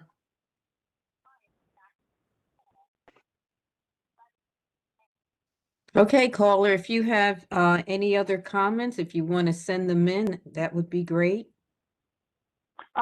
Am I being dismissed? Well, partly because you won't let me answer your questions. I mean, you can disagree with my response, but you know, if you want me to answer your questions, I'm going to give you the response that I have. But if you disagree, I can accept that disagreeing, but there's no need for me to respond if we're going to argue, and I don't intend to argue. I'm sorry, Mr. Long, I didn't hear what you were trying to say. It looked like you were moving your lips, but I couldn't hear anything. I had indicated that you had stated that your questions had been answered and that your time was being wasted. So I think that I don't think you're being dismissed, even though we're now in the fifth minute, and we've been typically very liberal, and we don't count the time into the call that Dr. Poteet's actually speaking. So I actually keep the time myself. I notify Ms. Pitts, but she always adds time into the equation when Dr. Poteet is speaking, so the person gets the benefit of talking for their entire 4 minutes. And if somebody goes over a minute or two, they're not getting shut down or closed out, because Mrs. Pitts always finishes the inquiry with, is there any other question we can ask? You also indicated that you had not been getting responses to emails, and I know that would be troublesome to Dr. Poteet. So perhaps if you could advise him who's not returning your emails, he would be in a position to correct that for you. Thank you, ma'am. I appreciate that. And just for the record, Mr. Long, there is a delay, and Dr. Poteet is the one who's not responding to the emails.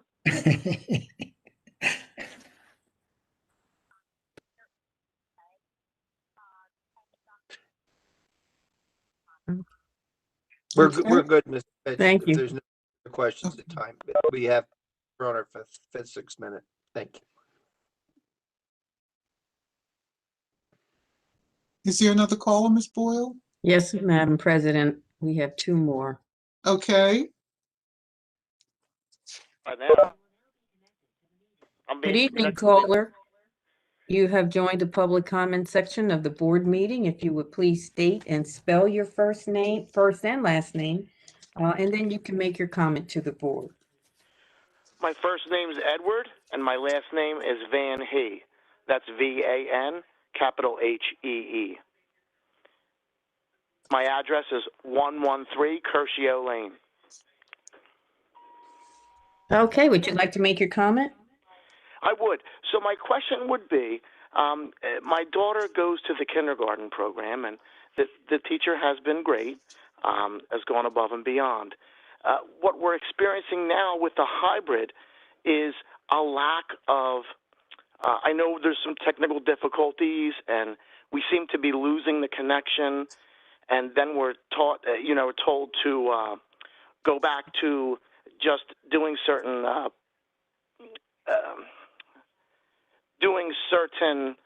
programs and exercises. And is anyone monitoring this to help these kids get a better education?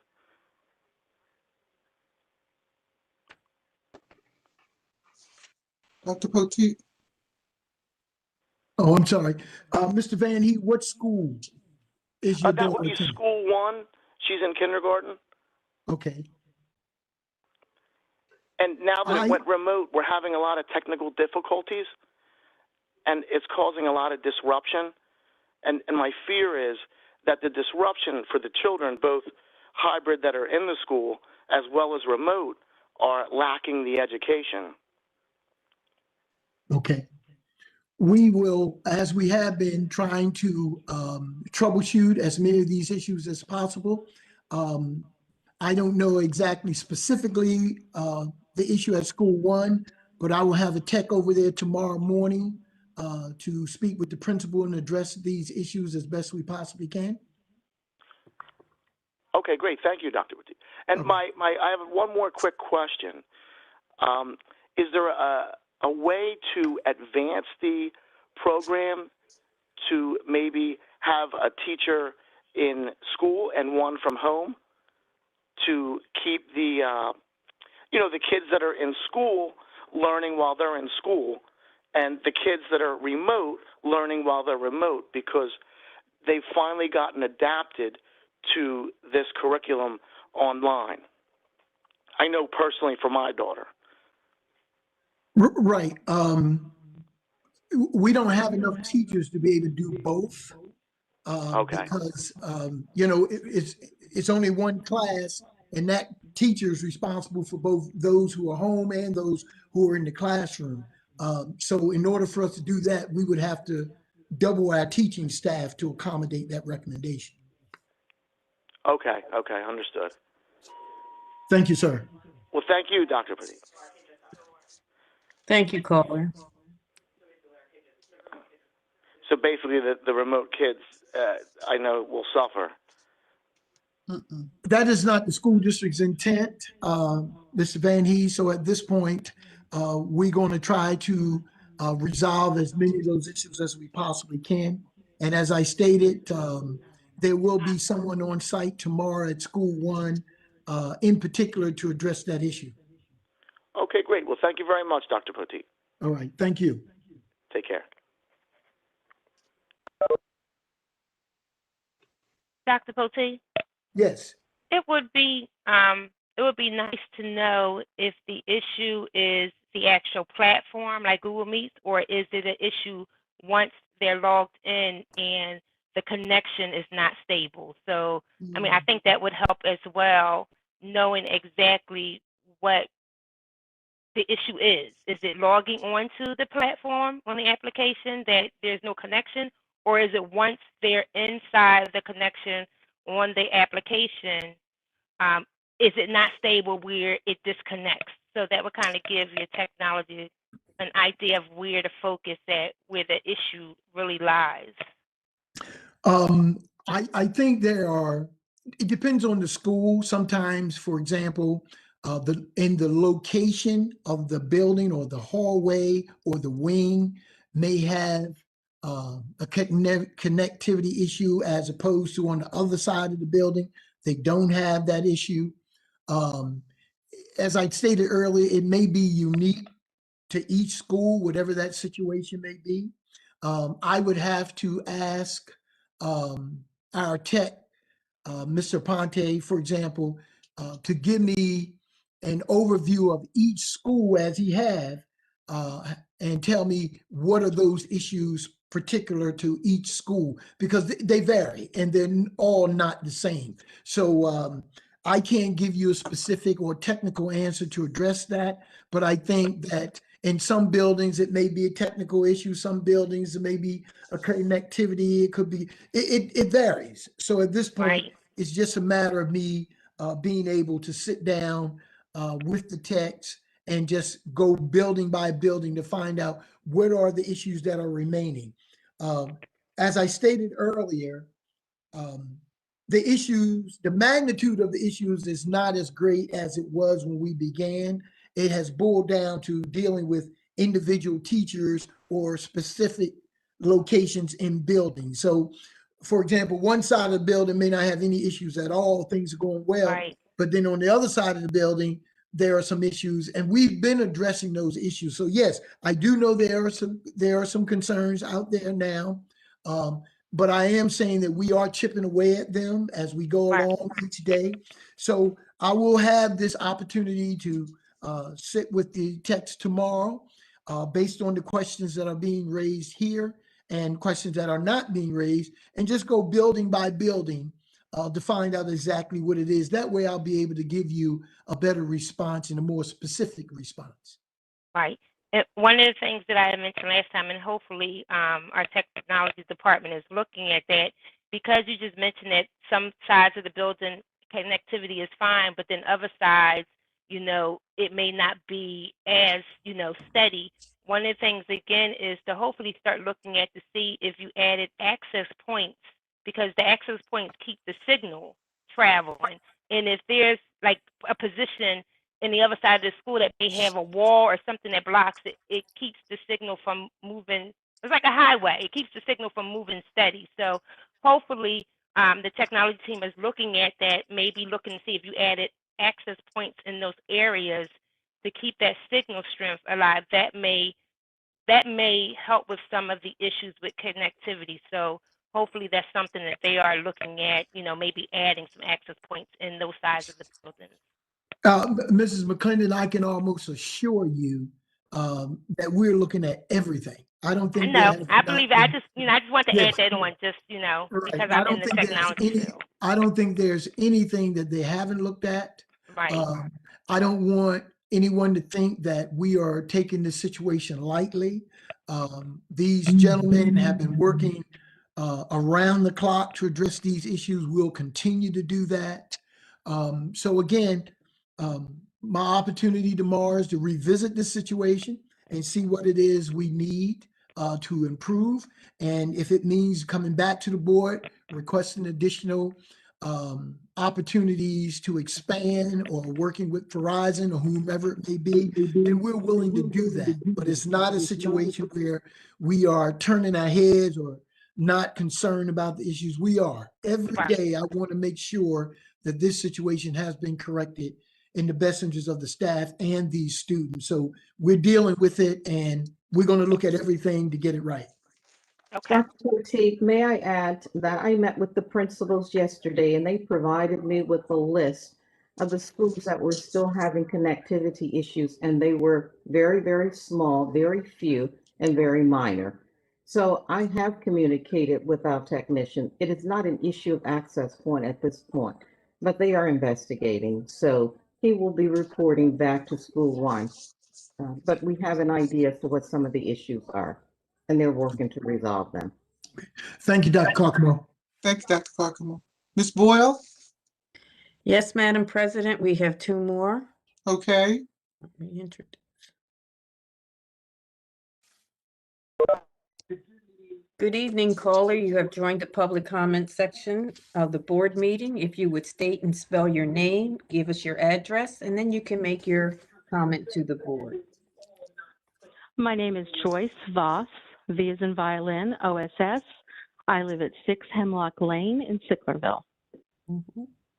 Good evening, Ms. Voss. Would you like to make your comment to the board?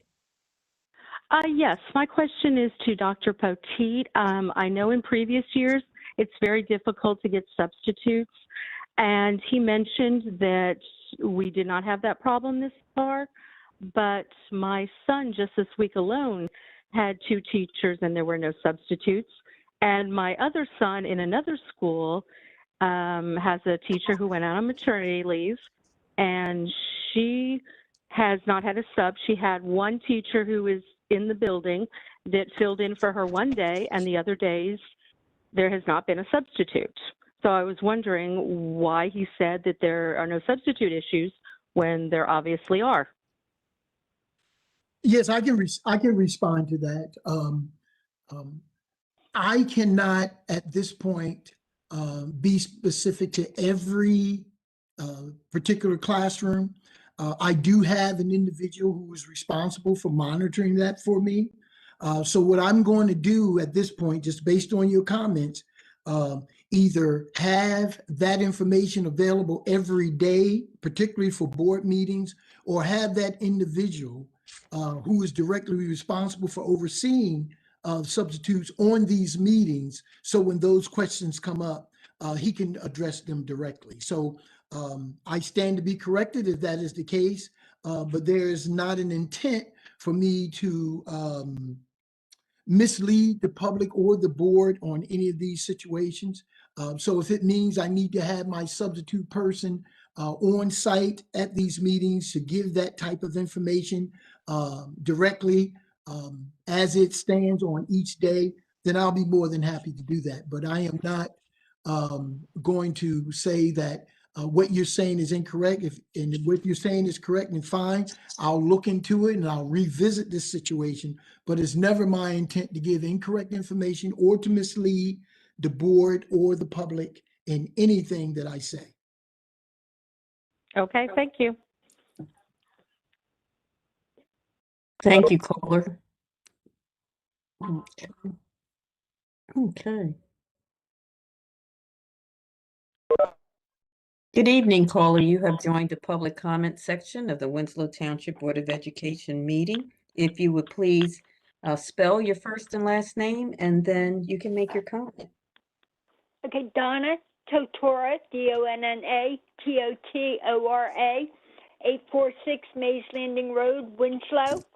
I just want to go back a few callers to the lady who was concerned about 80 degrees and the children wearing masks. I would just like to know, will the teachers be allowed to have fans in the classroom to circulate the air and make it a little cooler for the children? That the children bring in their own personal handheld fans, possibly small ones, that they could get some air blowing on them? And is there any consideration to possibly having half days on these hot days so that the children are not suffering with the masks on? At this point, fans are not permitted in the classroom. That was given to us directly from the fire marshal, that it is illegal and is not safe to have fans, floor model fans, or any type of fans in the classroom. So that is not an option. Secondly, I would not recommend that children bring handheld fans to school for a variety of reasons. We don't want to be in a situation where someone gets hurt or someone loses, someone steals, or whatever it may be. I would not recommend that children start bringing handheld fans to school. I know the heat situation in the schools in those months are an issue, have been an issue, but you're asking me to answer a question that is way beyond my control. If I could air condition the buildings tomorrow, I would do that. And I know as these questions continue to come in, I know, and I think you as a caller know, that I can't do anything about the heat and the conditions in those buildings at this time. Yeah, and I realize it's going to take 2 years to get it air conditioned, but my next part of the question was, would you consider those half days on the days that are hot? We have that option available to us, but we would have to wait until that occurs. We have done that before. It's been some time ago where we did make that decision because we knew in advance that those days were going to be 90+ degrees. So at this point, I'll say to the board, if that situation presents itself, I will not hesitate to use that option. But that's something, of course, that we'll have to wait until that situation presents itself. All right, now, are children allowed to sit at their desks with little water bottles to cool off, or is that not being allowed either? No, the school district is providing water bottles to the children in the classrooms now every day because we do not allow them to use the water fountains. So if they are thirsty, the teachers have water bottles, bottles of water in their classrooms as well as the gym teachers. So the school district is providing bottled water to those children, the students, as they need it. Okay, and one last question here. I know in the past we've had like little cooling packs that they would put into their lunch boxes to keep their lunches cool. Would they be allowed to bring them and possibly, if need be? I'm just concerned more about our 5-year-old who has asthma. And again, she really wants to get back to school, so we're thinking of sending her back in April. But if she had maybe something that was cool that she could put on her forehead or something, would that be allowed? At this point, I would say no. To have little people sitting in the classroom with ice packs or cool packs on their head, I don't think is something that's going to be permitted. I would not recommend it because it can also be distracting. And any type of object that is obstructive or something that is just beyond what we would expect to have in a classroom, a safe environment, then no, I would not be recommending or approving young people bringing cool packs to put on their foreheads. Okay, I guess that covers everything. All right, thanks a lot. You're welcome. Ms. Boyle? Okay, there was another caller, but they have signed off, so no one signed up for public comments. Okay. Thank you, Ms. Boyle. At this point, board member, I'm asking for a motion to adjourn public comments. Peterson moved for adjournment of public comments. Dredden, second. Moved by Ms. Peterson, second by Ms. Dredden. All in favor? Aye. Aye. Thank you. Mr. Long, executive session. Thank you, Madam President. In accordance with the requirements of the Open Public Meetings Act, there will be a need for an executive session this evening, March 10th, 2021, at approximately 9:45 p.m. The items for the executive session would be 7 matters related to litigation. That's ongoing litigation in the matter of J.H. Williams versus Winslow, which I would like to discuss with the board.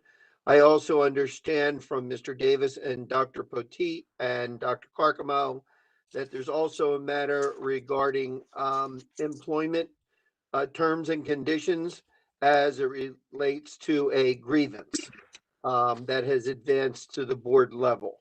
I would anticipate that we would be in that executive session for anywhere from 45 minutes to an hour.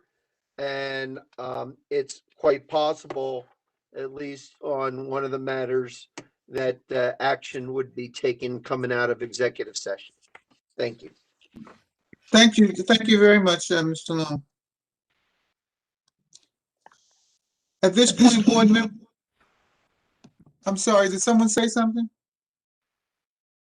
And if I may, Ms. Pitts, there were additional instructions forwarded by Mr. Aponte to everyone, maybe 3:30, 4 o'clock this afternoon, that had how to get into the executive session and then how to get back here when we're done. Okay. If anybody had any questions on that. Okay. Thank you, Mr. Long. At this point, board members, I'm asking again for a motion to move into executive session. Peterson moved to go into executive session. Dredden second. Moved by Ms. Peterson, second by Ms. Dredden. All in favor? Aye. Thank you. Board members, we're moving to executive session. We'll come out and then we'll come back in.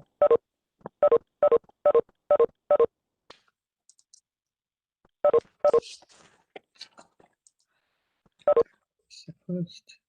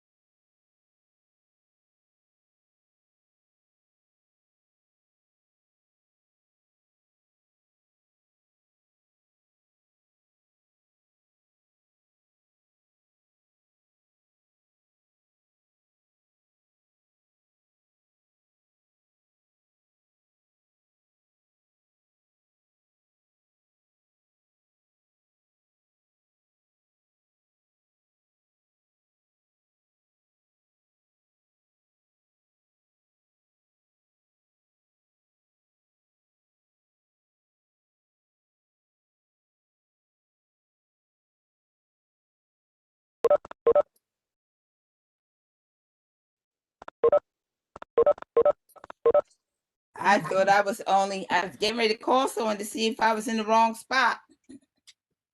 I had the phone in my hand.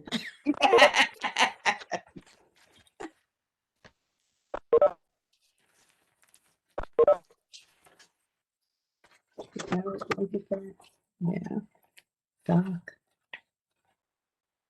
Dr. Carpenter, DM. That's Dr. Protein. Okay.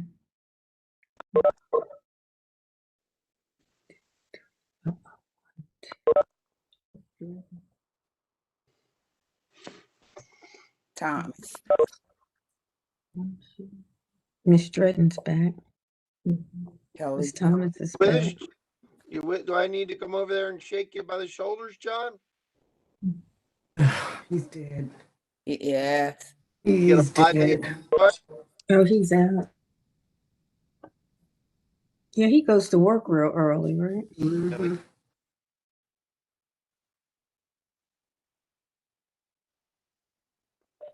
Board members, can you hear me? Yes. Okay, at this time, we are all present and accounted for? Yes. Therefore, I'm asking for a motion to adjourn the executive session. Peterson moved for adjournment of executive session. Dredden second. Moved by Ms. Peterson, second by Ms. Dredden. All in favor? Aye. Aye. We are back into our regular session. And I believe we have two motions. Thank you, Madam President. The first is a motion to uphold the denial of the grievance appeal that was filed by the WTEA, and in essence, upholding the previous denials by the administration. Peterson moved for approval. Dredden second. Motion by Ms. Peterson. Ms. Peterson, second by Ms. Dredden, to uphold the administration's decision on the grievance. Any further questions or comments? Roll call, please. Mr. Blake, Yes. Miss Dredden, Yes. Miss Martin, Yes. Miss McClendon, Yes. Miss Moore, Yes. Mr. Shaw, Yes. Miss Thomas, Yes. Miss Peterson, Yes. Miss Pitts. Yes, Motion has carried. thank you. Mr. Long? Yes, at this time, Madam President, I offer a resolution authorizing settlement in the matter of JH versus Winslow Township School District, matter pending in the Superior Court, in an amount of $96,360.21. Peterson moved. Dredden second. Been moved and second, moved by Ms. Peterson, second by Ms. Dredden. Any further comments or questions? Hearing none, roll call, please. Mr. Blake, Yes. Miss Dredden, Yes. Miss Martin, Yes. Miss McClendon, Yes. Miss Moore, Yes. Mr. Shaw, Yes. Miss Thomas, Yes. Miss Peterson, Yes. and Miss Pitts. Yes, Motion is carried. thank you. Business for this meeting having been concluded, I would like to thank you all so very much for packing your patience. And at this time, I'm asking for a motion to adjourn. Peterson moved. Ms. Dredden? Dredden second. Sorry. Okay. Moved by Ms. Peterson, second by Ms. Dredden, to adjourn the meeting. Good All in night. favor? Yes. Aye. Aye. Thank you. This meeting is adjourned. Have a good evening, everyone. Yes. Good night. Good night. Good night. Bye. Wow.